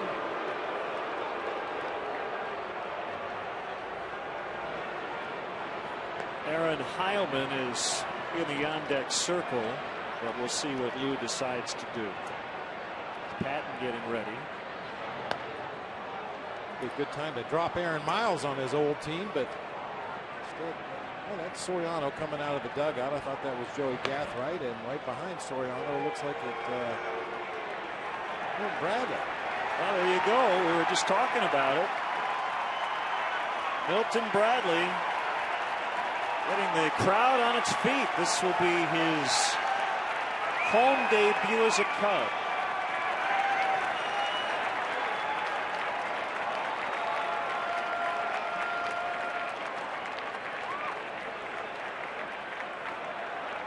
You know what I like about this move? This has got a little bit of a Tony La Russa stamp on it. Nobody said Milton was going to be available. You'll never want to assume anything, but this is a great time to drop him in right here.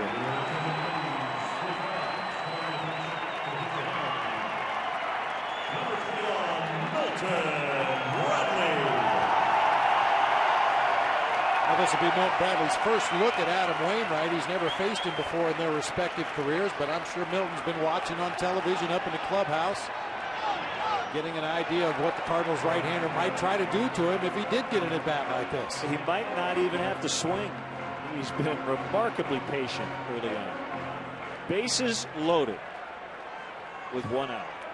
Bradley, a switch hitter, day after his 31st birthday. A chance here for something big.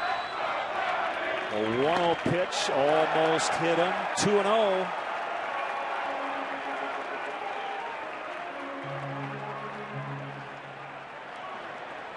Dealing with a strained groin.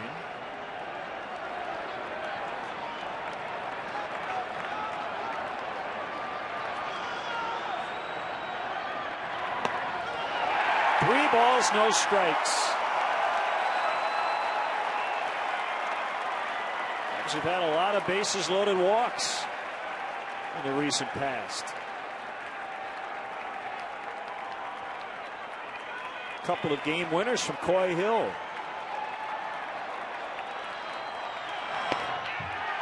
Three and one.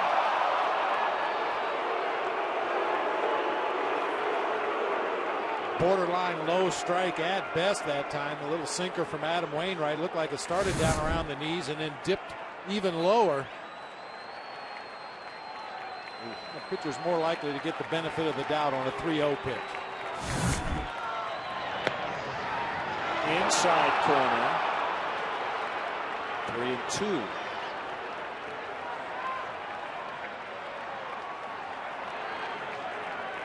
Bradley used to being a pinch hitter. He's shown a lot of patience in this spot. Cardinals in double play depth up the middle, and Wainwright's going to step off before the biggest 3-2 pitch of the game. Some indecision on that pitch. I mean, Yadier Molina hung the signs, and Wainwright immediately went into his set position and thought better of it. So the Cardinals are going to talk it over, make sure that he's committed to whatever pitch it is he throws right here.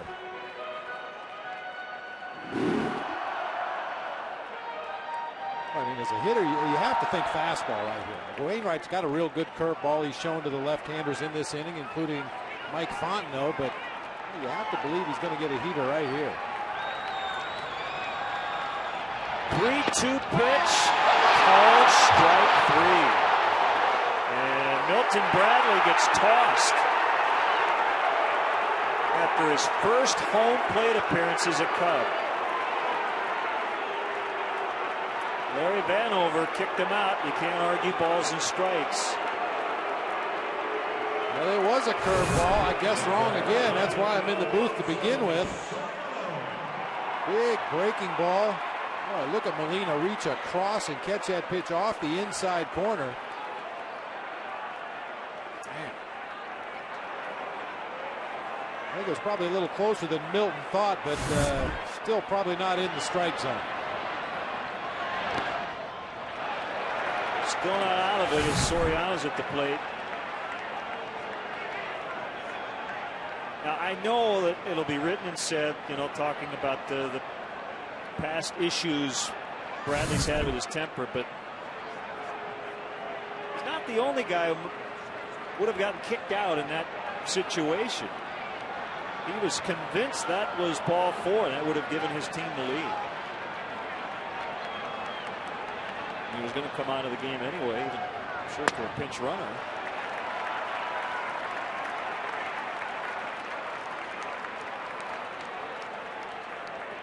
Well, it's been my experience in this game too, Len, that the guys who have a great eye for the strike zone that tend to get upset more at bad calls behind home plate. They know where the strike zone is. Well, 248 hitter doesn't have much clue where the zone is. You don't argue those borderline pitches quite as much. Soriano missed a 2-0 slider. It's 2-1. They had him loaded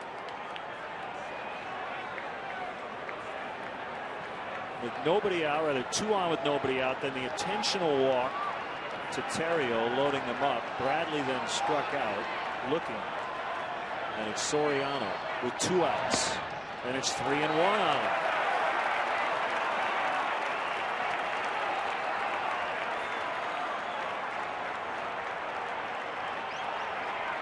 They're trying to take advantage of 2 errors by the Cardinals on 1 play. It's full house getting up.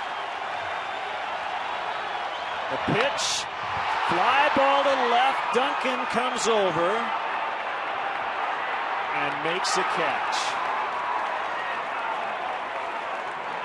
And the inning is over. Cubs threaten second and third, no outs. They can't get a run. It's 4-4.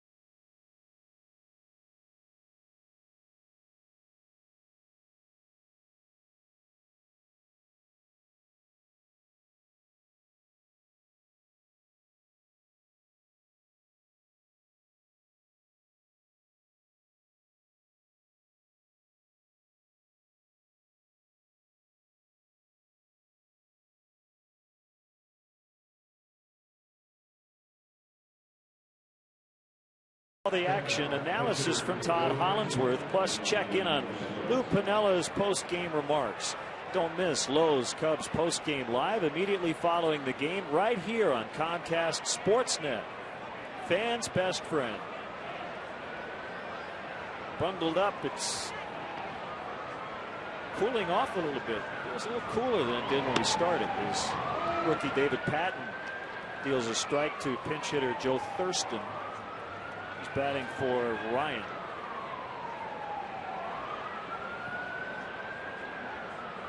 Golden opportunity for the Cubs to get the lead back. Second and third, no outs. 3 on with 1 out. And Wainwright escaped. Patton has looked very comfortable early on. A couple of appearances. 4 innings. Just 2 hits. Gave up a home run to the first batter he faced and been excellent since. This is the first time this week he has ever been in this ballpark, and while he thinks it's neat, he said, when I'm out there on the mound, I'm just thinking about the catcher in his glove. Put everything else out of his mind. It's like that movie Hoosiers when Gene Hackman took his team out there to the big arena and measured the basket. It's the same 10 feet. Well, the mound is 60 feet 6 inches from home plate. Everything's the same as what David Patton has done leading up to this time. You can keep that mindset, block out the fans, block out the stadium and the cameras, and just focus on that catcher's glove and executing your pitches. You'll be all right.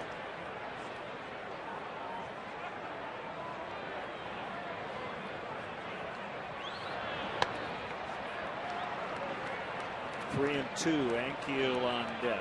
Can't miss around here. Albert Pujols real bad in this half inning.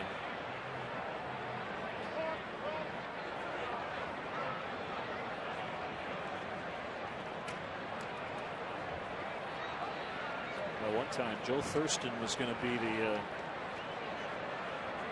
future second baseman of the Dodgers. They're big-time prospects, and he draws a leadoff walk.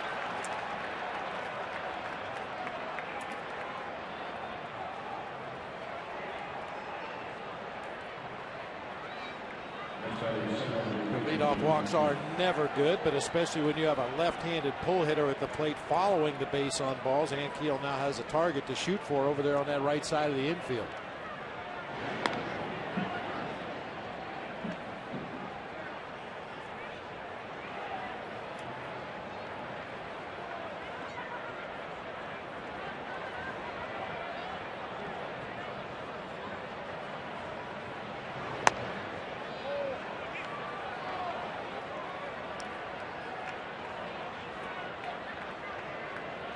Thurston certainly capable of stealing a base should Tony La Russa decide to go in that direction. Had a number of 20-plus stolen base seasons in the minor league, including a high of 43 one season.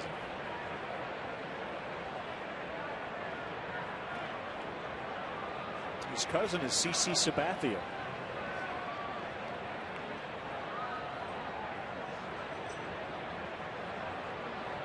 Pitch. Now 1-1 on Ankiel.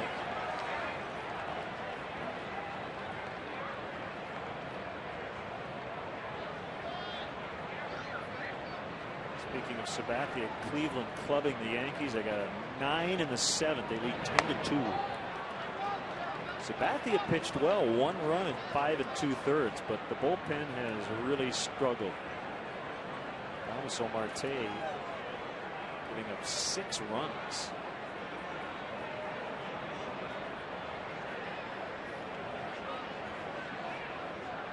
Jose Barris on 3.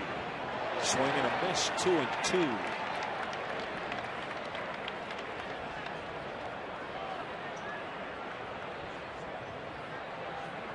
They have Mariano Rivera, so they're in great shape at the end, but you can give Burnett and Sabathia all the money you want. You got to have the middle relief to bridge that gap.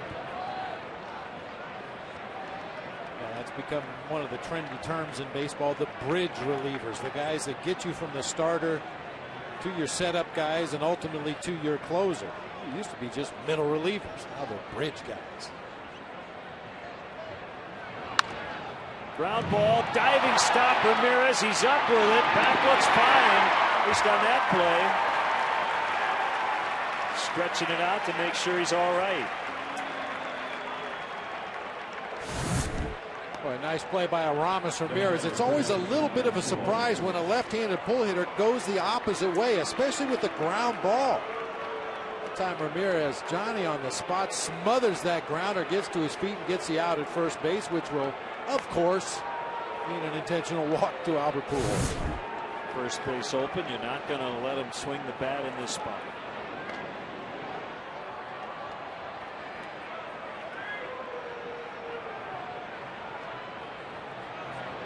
I mentioned that the Diamondbacks tried this strategy against the Cardinals in Arizona. And Ludwig made the Diamondbacks pay with a home run, but this is by far the percentage move. As good a hitter as Ryan Ludwig is, anytime you can take the bat out of Albert Pujols' hands, you have to do it. The Chicago Cubs strongly encourage the use of public transportation. CTA Red Line stops directly at Wrigley Field at the Addison Station. For drivers, DeVry University offers remote parking and bus service for just $6. For more details, visit Cubs.com or call the CTA hotline at 773-836-7000. 2 on for Ludwig.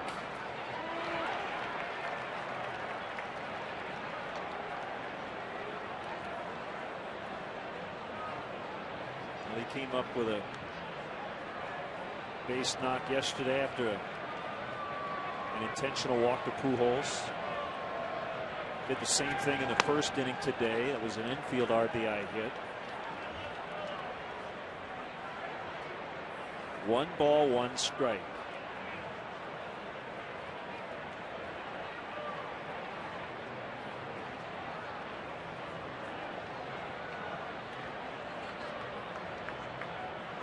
Now faking towards second to keep an eye on the lead runner Thurston. One thing Ryan Ludwig has not done so far in this 09 season is hit into a double play. He's due.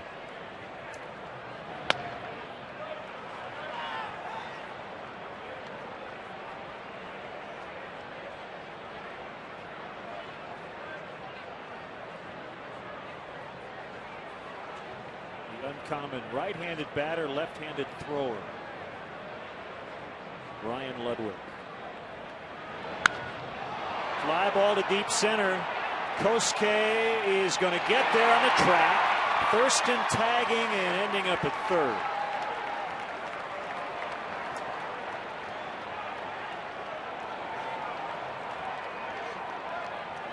Ludwig gave it a ride. A nice jump that time by Kosuke out there in center field. Immediately turns and sprints back to the warning track. Able to square up and make the catch, but that ball is so far away from the infield that Thurston was able to get back to second, tag, and advance on to third.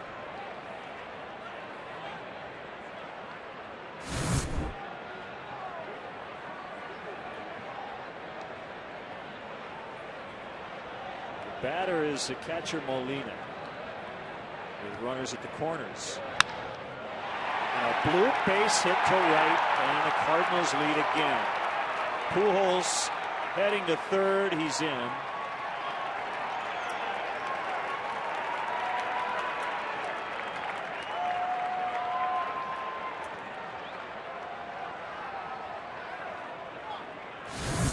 We talked about Molina becoming more of an offensive threat this year. His intention was to hit that ball to right field the entire time he stepped into that batter's box. I think he's just learned, he's matured from his experience. He knows that in those situations with runners in scoring position, teams are going to pitch him away. He went to the plate looking for a pitch out over the plate and lined it into right field.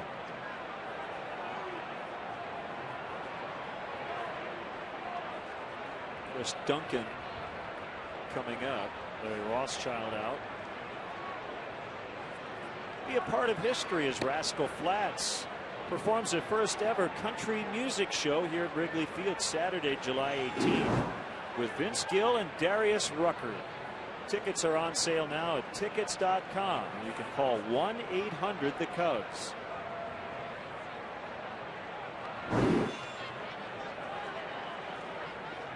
Larry's making the pitching changes this afternoon, and He's going to go with Neil Kotz to face Chris Duncan, with the Cardinals leading by a run.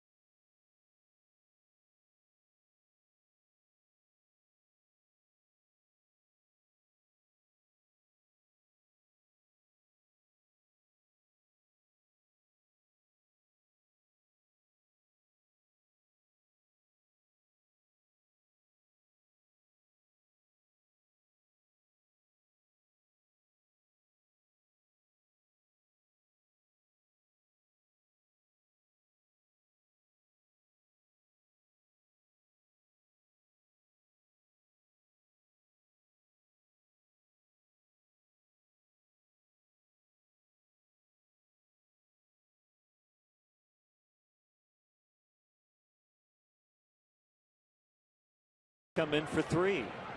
Neil Kotz facing Chris Duncan. St. Louis with a 5-4 lead. Seesaw battle today.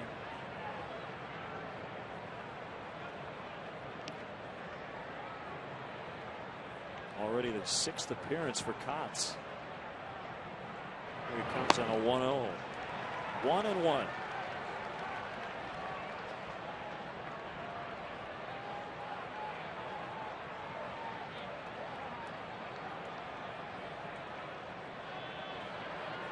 Neil actually grew up a Cardinal fan.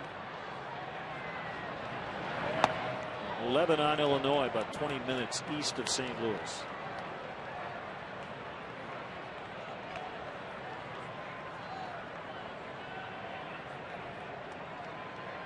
With a slow-footed Yadier Molina on at first base. With that in mind, Derek Lee playing behind and retreating quickly as that pitch is delivered. Chris Duncan, even against a left-handed pitcher, is going to try to pull that ball. Derek wants to get in as good a defensive position as he possibly can after holding on that runner. Good fastball, just rushed right by the Cardinal left-handed hitter.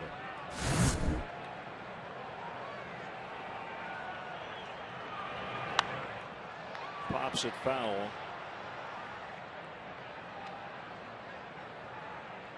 Just one quick note about outfield defense. Hasn't been a good day for Chris Duncan. Committed an error in the bottom of the 6th, but the Cardinals did not give up a run, and he hit a 2-run homer in the 4th. So errors don't always lead to runs, but home runs do. Just missed. 3-2. Like that plus minus they use in sure. hockey. Yeah. I mean, that's only fair. I want to mention it. Just missed his spot off that inside corner, but had Duncan fooled. Just couldn't pull the trigger there. Runner goes on a 3-2, and he's driven in 3 today. Pujols in, Molina now to 3rd. And they're back to a 2-run lead.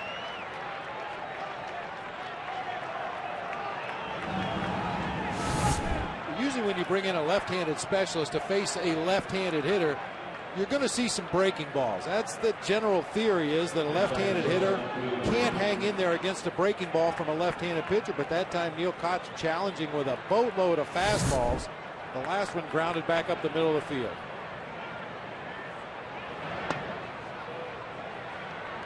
Khalil Green tied it with a home run in the 6th off Aaron Heilman.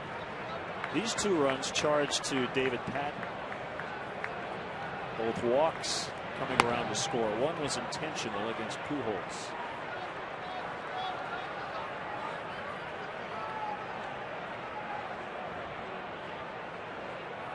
Well, I think, Bob, what that conversation we were talking about tells you about Chris Duncan is that he's in there for his offense, and for him to stay in their lineup, he has to hit, and he has today. And he has to quickly put out of his mind any defensive mistakes that he does happen to make. And usually you talk about a guy, if he's struggling at the plate, he takes it with him defensively and starts to make errors on defense. Terrio will throw over to first. Dennis Savard will conduct the stretch. For taking me out to the ball game is legendary Chicago Blackhawk, Dennis Savard. All right, fans, let me hear ya. A 1, a 2, a 3. Take me out to the ball game.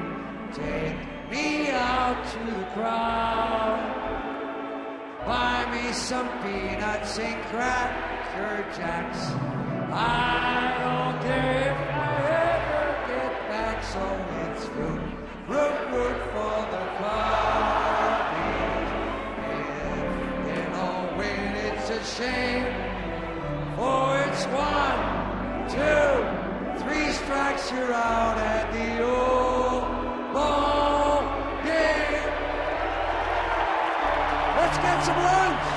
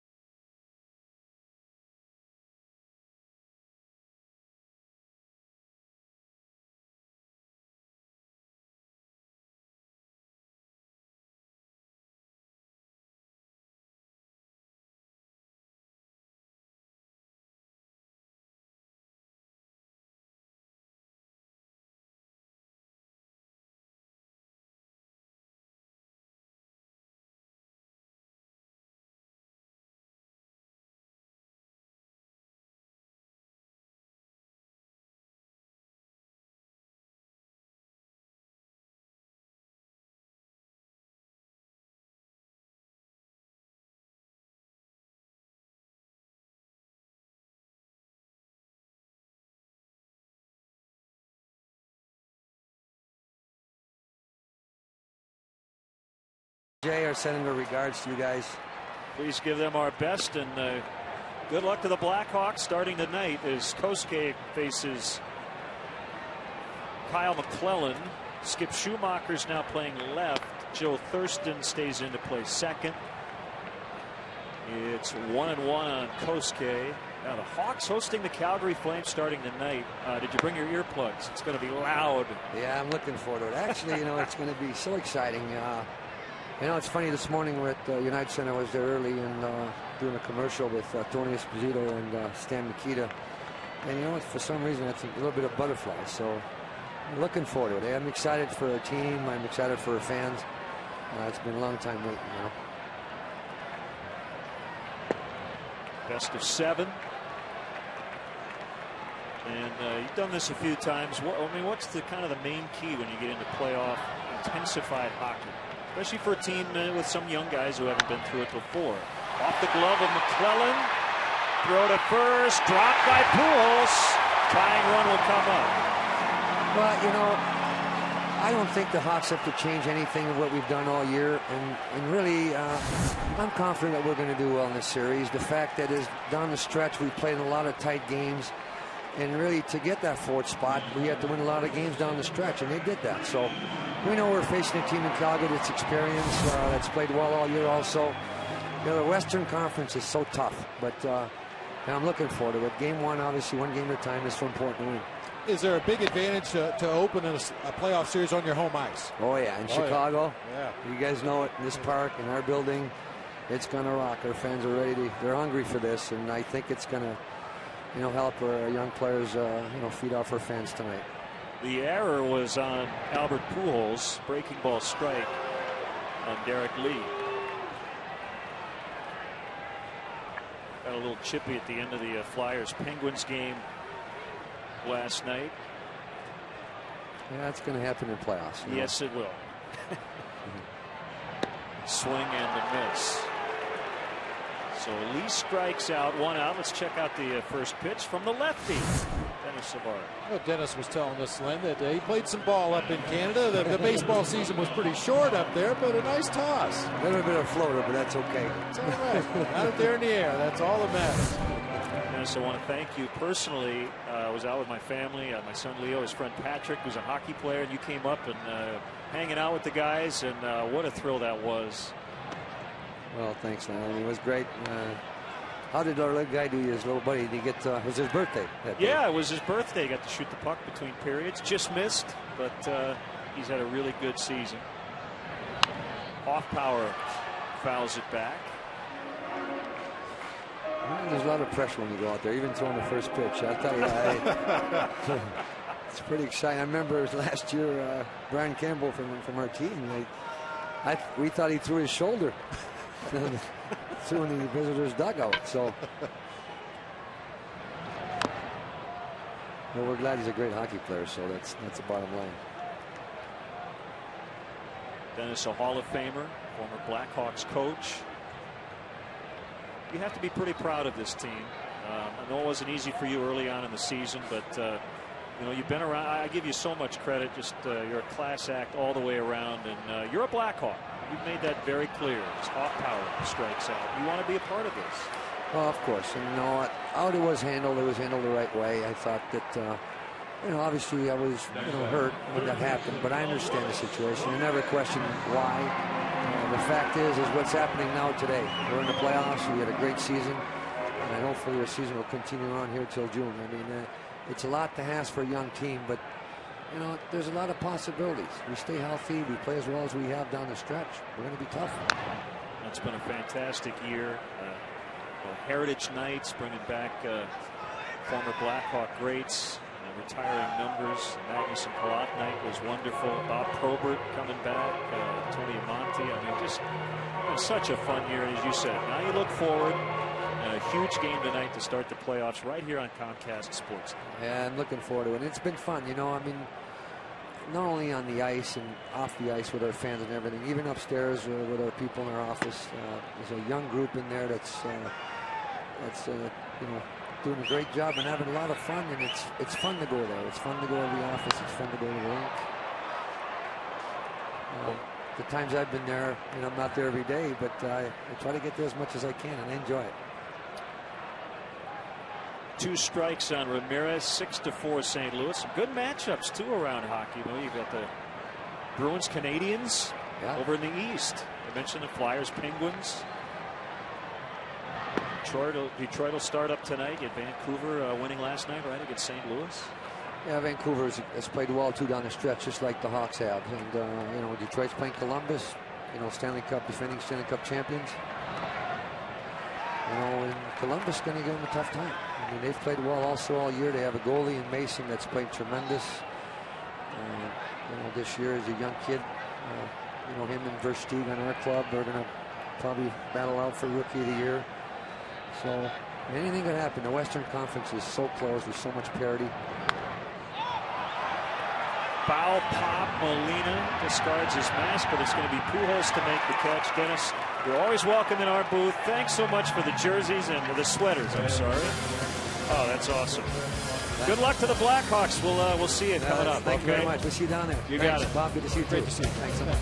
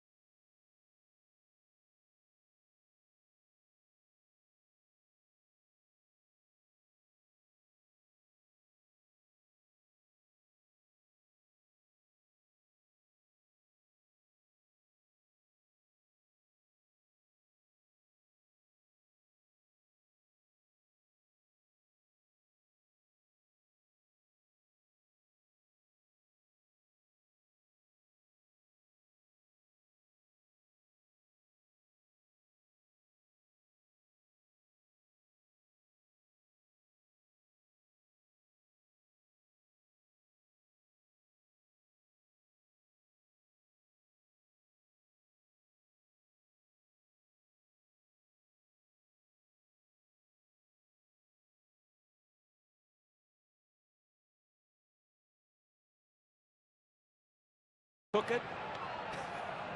And looks like Yadi says, hey, that's my ball. I never saw a catcher that was upset when a corner infielder called him off of a pop-up. I used to let him take whatever they could get to. It may just have been a little good-natured camaraderie there between teammates, but you could clearly see Yadi punching himself in the chest saying, that was my ball. Angel Guzman now working for the Cubs. Thanks to Dennis Savard for stopping by.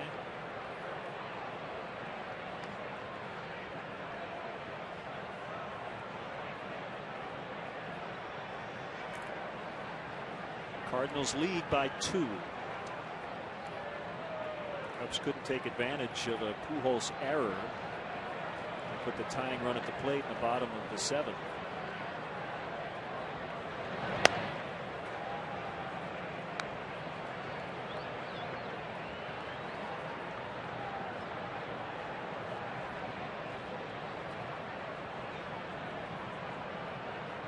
Guzman, the 5th Cubs pitcher today. 1-1.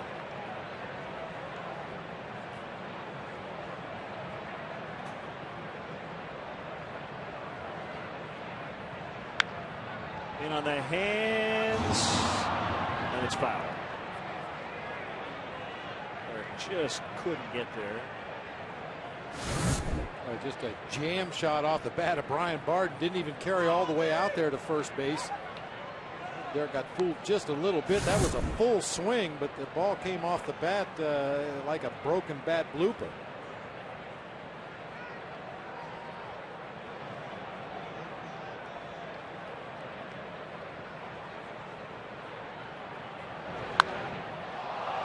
Deep fly, and Soriano flipped down the shades, but all he can do is watch it go out. Barton with his 3rd hit today. And his 2nd home run of the week. It's 7-4.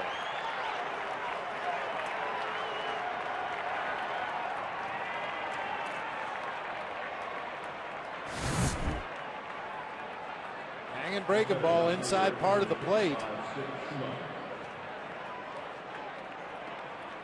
Barton with a nice easy swing that time, but caught that ball right off the barrel of the bat. Got it high in the air, but even the wind couldn't keep that one in Wrigley Field.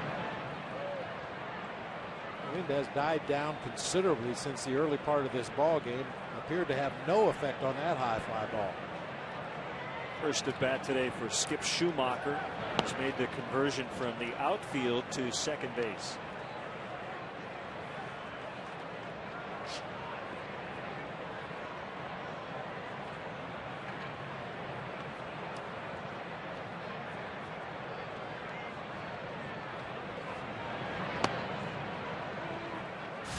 Couple different things that happen to players when they come into Wrigley for the first time. Number one, watch those stairs.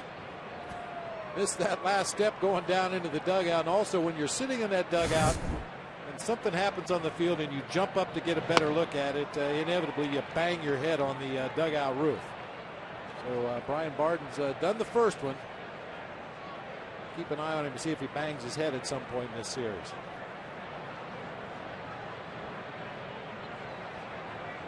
2-2 pitch, swing and a miss, strike 3.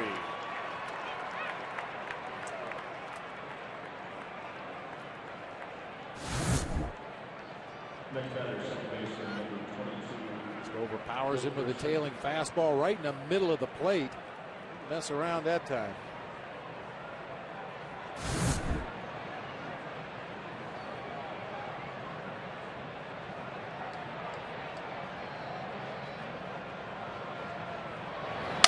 Thurston breaks his bat, a 1-hopper to Lee, and he'll step on first.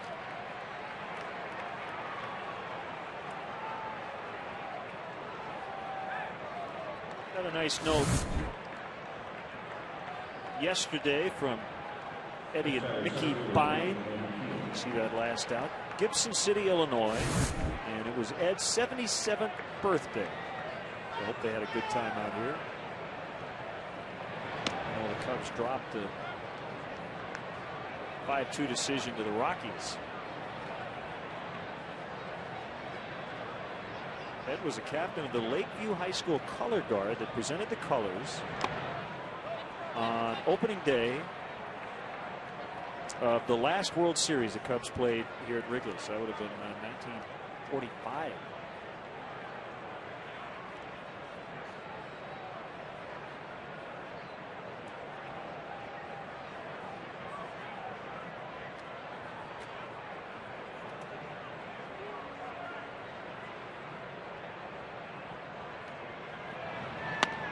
Swing and a miss by Ankiel.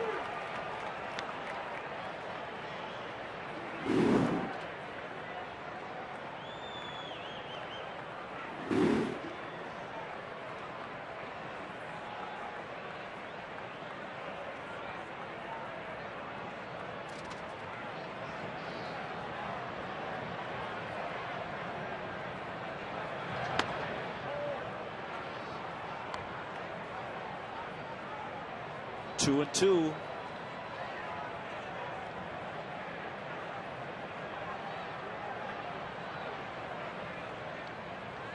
Soto pumped his fist, and Guzman gets the ground out 4-3. Leadoff home run by Barden. And the Cubs now trail by 3 as we head to the bottom of the 8th.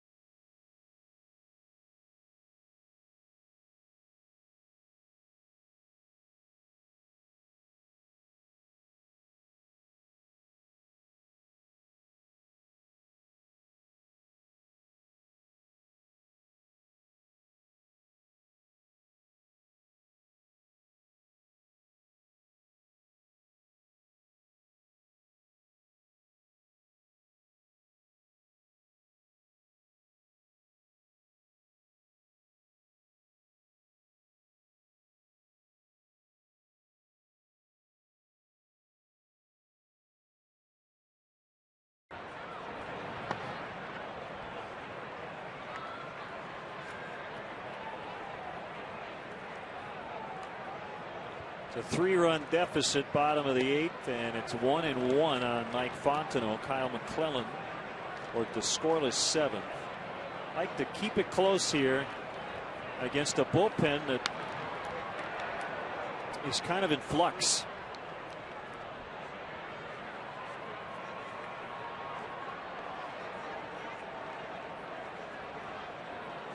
We talked about it with the Cubs in their own situation in the bullpen, how Lou and Larry are trying to figure out the roles down there, who best fits in certain situations. And we mentioned at the time the Cubs are not the only team going through it. A lot of ball clubs at this time of year are just trying to see how everybody fits together in that bullpen.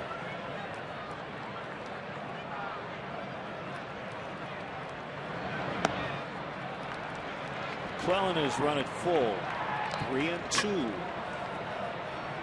The most logical way to set up a bullpen is to work backwards. You name your closer, and the Cubs named Kevin Gregg as the closer, and then you work backwards. Who's our best guy for the 8th inning? Who's our best guy for the 7th inning? Who's our best matchup pitcher? Who's our long guy? Who can we expect more than one inning out of? But it doesn't always work that way. McClellan was the Cardinal Rookie of the Year last year.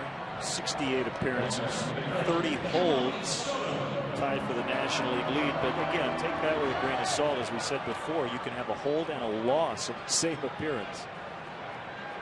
You come in a safe spot, you get an out, you leave with your team ahead, you get a hold. Just like that, 2 quick outs. Fontenot and Soto grounding out. Slow start for Gio. Missed a lot of time with the shoulder. But 0 for 4 today. He came in at 100. Well, the good news is he appears to be healthy. It's just a timing issue right now because of the amount of time that he missed in spring training, and more recently with the shoulder injury. His timing is just not quite as fine as it will be in the very near future.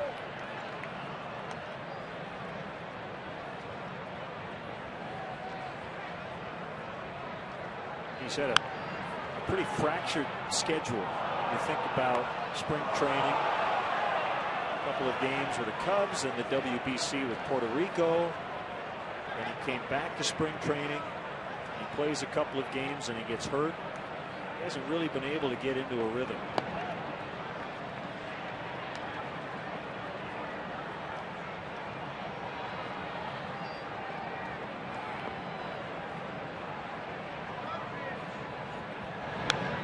Ontario stays alive. Well, we haven't really talked about Soto, and I haven't asked him, but he said the shoulder situation, something he had dealt with in the past, but it does make you wonder if maybe he cranked it up a little bit too much early on because of the international tournament. Or because it's so easy to blame all these injuries on the WBC. Or the other side of the coin is because of the lack of playing time that he had during the WBC, now he comes back and tries to do too much too soon, and we're not quite sure the reason for the injury. We just know that he had one and missed some time already. Yeah, maybe he didn't throw enough. Yeah, maybe it was just one of those freak things too, where you make one throw and there's just something that's not lined up quite right, and you come away with discomfort. Green handles his position very well. Carlin gets 3 groundouts to get out of the 8th with no base runners. 7-4 Cardinals to the 9th.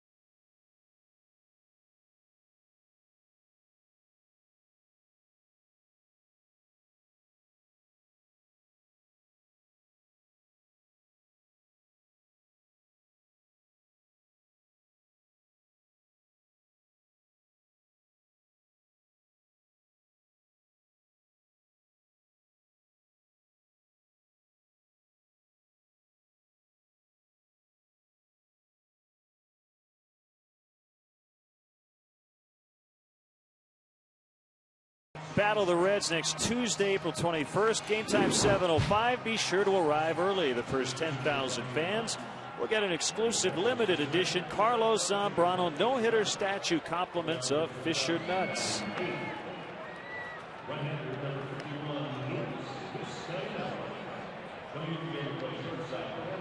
We're in the 9th inning.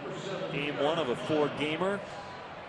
Cardinals and Cubs. Luis Vizcaíno will pitch. Aaron Miles will come in and play short against his former team. Assuming Miles will be in the 9 spot and lead off the bottom of the 9th.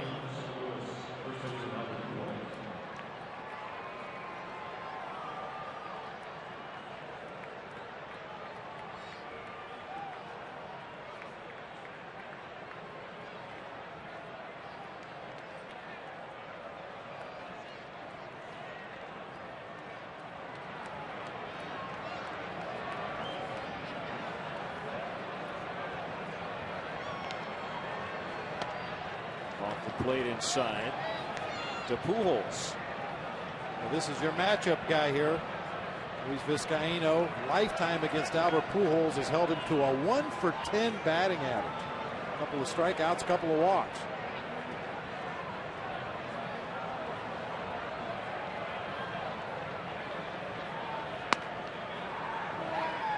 One and one.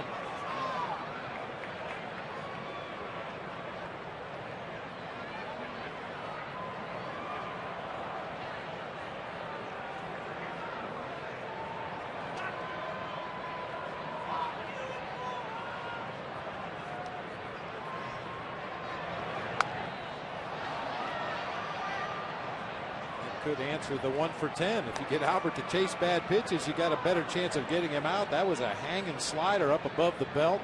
Never really took the break, and Pujols offered at it anyway, fouled it out of play.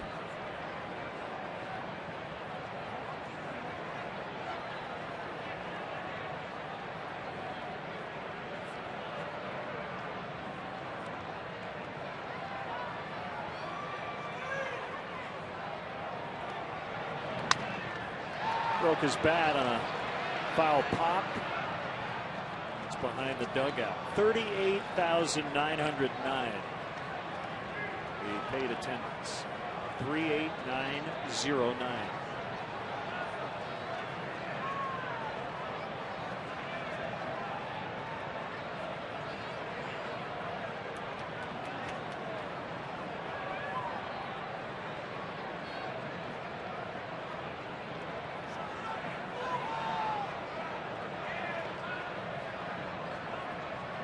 Cubs won 9 of 15 last season.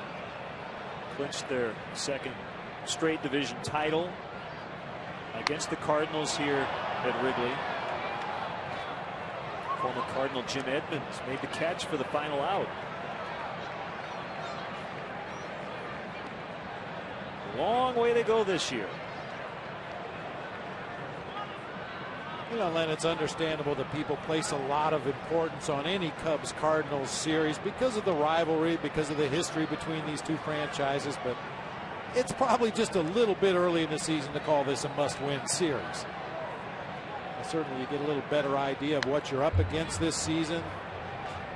Over the course of these 4 games, both of these ball clubs are going to get a real good look at the opposing pitching staffs, both the starters and the relievers. You're going to see 4 of the 5 starters in the rotation for both teams. So more of a yardstick than a must-win series. They're going to play again next weekend in St. Louis, says Ryan Franklin.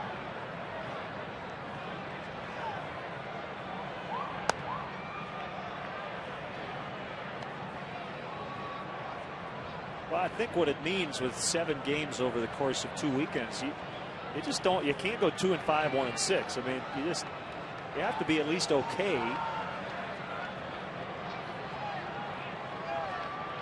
And you'd love to win 6 out of 7 if you're the Cubs. Base hit for Pujols.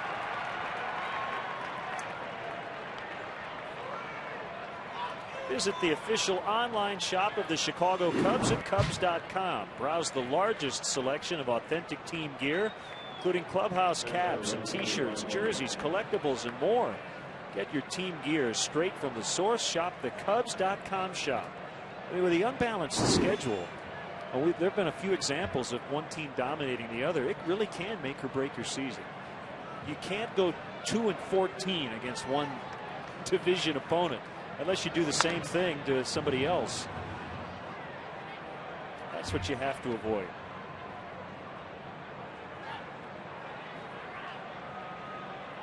And unless you catch a team that's really having a down year, or you just happen to be playing your absolute best baseball every time you hook up against an opponent, it's not likely to have that kind of a dominating season against a team within your own division. So much parity nowadays in the game of baseball.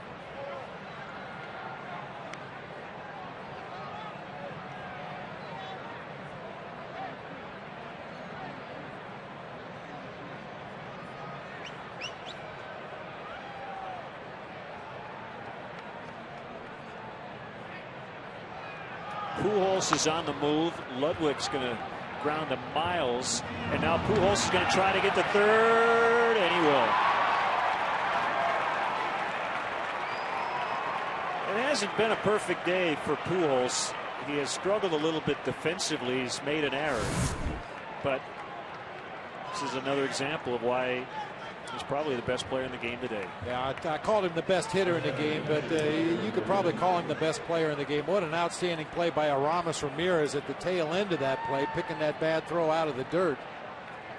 I mean, a lot of superstar hitters forget the rest of the game. They forget their defense. They forget the base running. Albert Pujols, he comes every day like a little leaguer, wanting to do anything he can on the field to help his team win a ball game.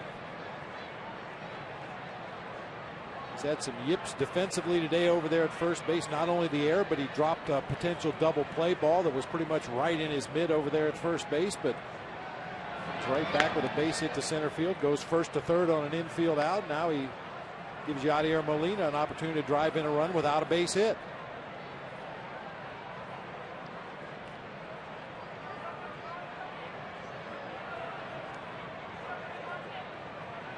I think he was making it up to Molina for catching a foul pop.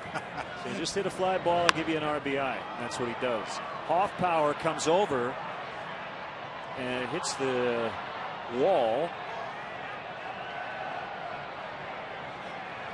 And take two. Well, in case Micah had any doubts about how tough it is to play right field at Wrigley, there was a tailing fly ball down the right field line, close to the wall, looking right up into the sun. You can see from his shadow, he's staring right into the sun. That ball hits the side padding down there. Well, that's about as tough an effort as you can have down in that corner. Foul tip, strike two. 1-2.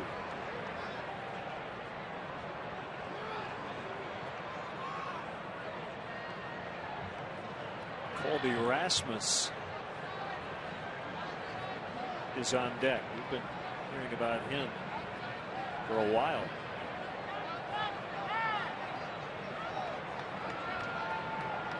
He's been the top prospect for 3 straight years.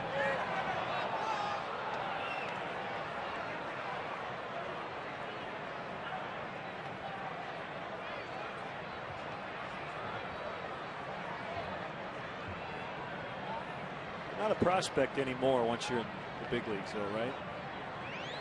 You're just a major leaguer. You're a rookie. You're a rook. Have at it. Swing and a miss. So Vizcaíno strikes out Molina. 2 outs.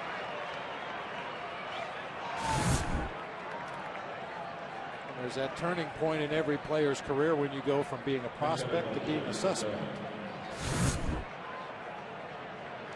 Shadows starting to become a factor as they move out that third base line, almost across home plate.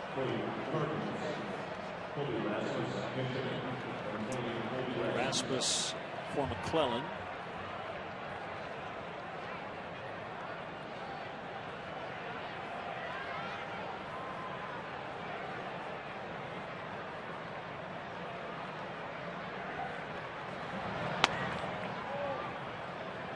Ball 1. Dealt with some injuries in the middle of the year last year with Memphis. Groin and knee problems.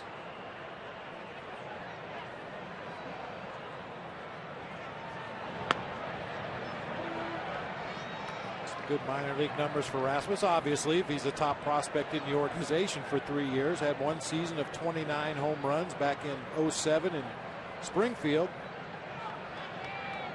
4 seasons of double-digit stolen bases. Birds flying around in a center field camera shot.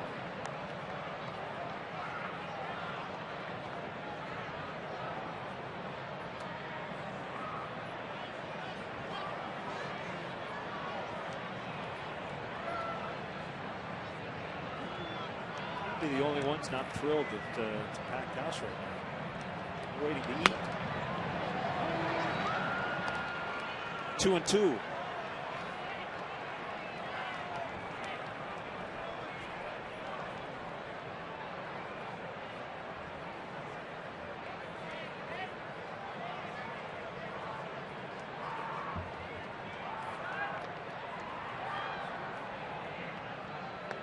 And Rasmus went. And that's a strikeout. For the young outfielder coming on as a pinch hitter, strikes out. Last chance now for the Cubs. Bottom of the ninth.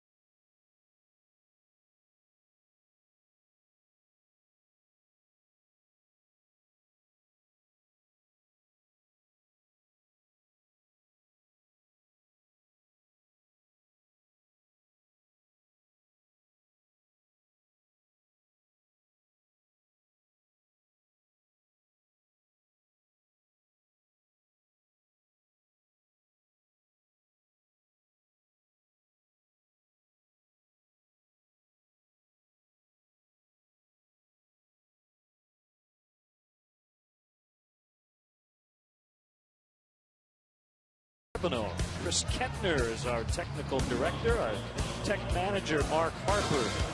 The senior executive producer of Cubs baseball and Comcast Sportsnet is Jim Cornell Jr. Great work by our entire crew as Ryan Franklin will pitch in a safe spot as he starts the bottom of the ninth with his team leading by 3, facing the former teammate Aaron Miles. Cardinals let him get away in the offseason.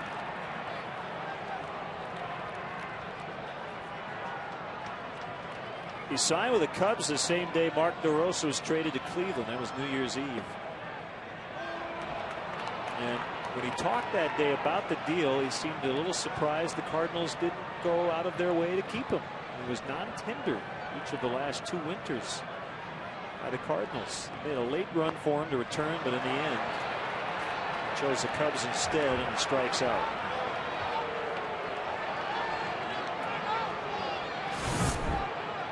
Well, not a very impressive at bat that time by Aaron Miles. Nasty pitch tailing down and away from Ryan Franklin. Just couldn't get a piece of it. Well, and 3 unintentional walks by the Cubs pitching staff. All 3 runners came around to score. That's the difference in the ball game right now. I mean, Lou's been preaching it to anybody that would listen throughout the early part of the season. You got to throw strikes. You got to throw strikes. But the 3 unintentional walks all came around to score today. Swing and a miss by Soriano. Fonzie's been on base 3 times. Twice on walks. Both times he scored. He's 1 for 2 officially. Big Z on the mound tomorrow. P.J. Walters will make his major league debut for the Cardinals. 2 outs. Franklin has K'd the first 2 of the inning. Alexis pursuing perfection, player of the game. Again, not a perfect game for Chris Duncan with the error on defense, but 3 RBIs, including a 2-run homer and this RBI single.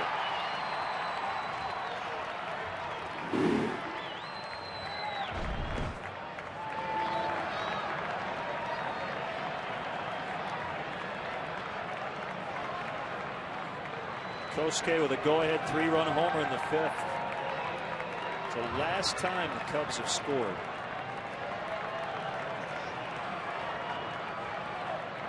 They have 1 hit since. And Bob, if you pinpoint one spot in this game where everything changed or might have been decided, it had to be the bottom of the 6th. 2nd and 3rd, no outs, bases loaded, 1 out. And Adam Wainwright got out of it, and he's going to get the win. Ryan Franklin will get the save as he tosses to Pujols. Franklin goes 1-2-3 in the 9th, and the Cardinals take game 1 not only of this weekend series but the season series between the Cardinals and the Cubs.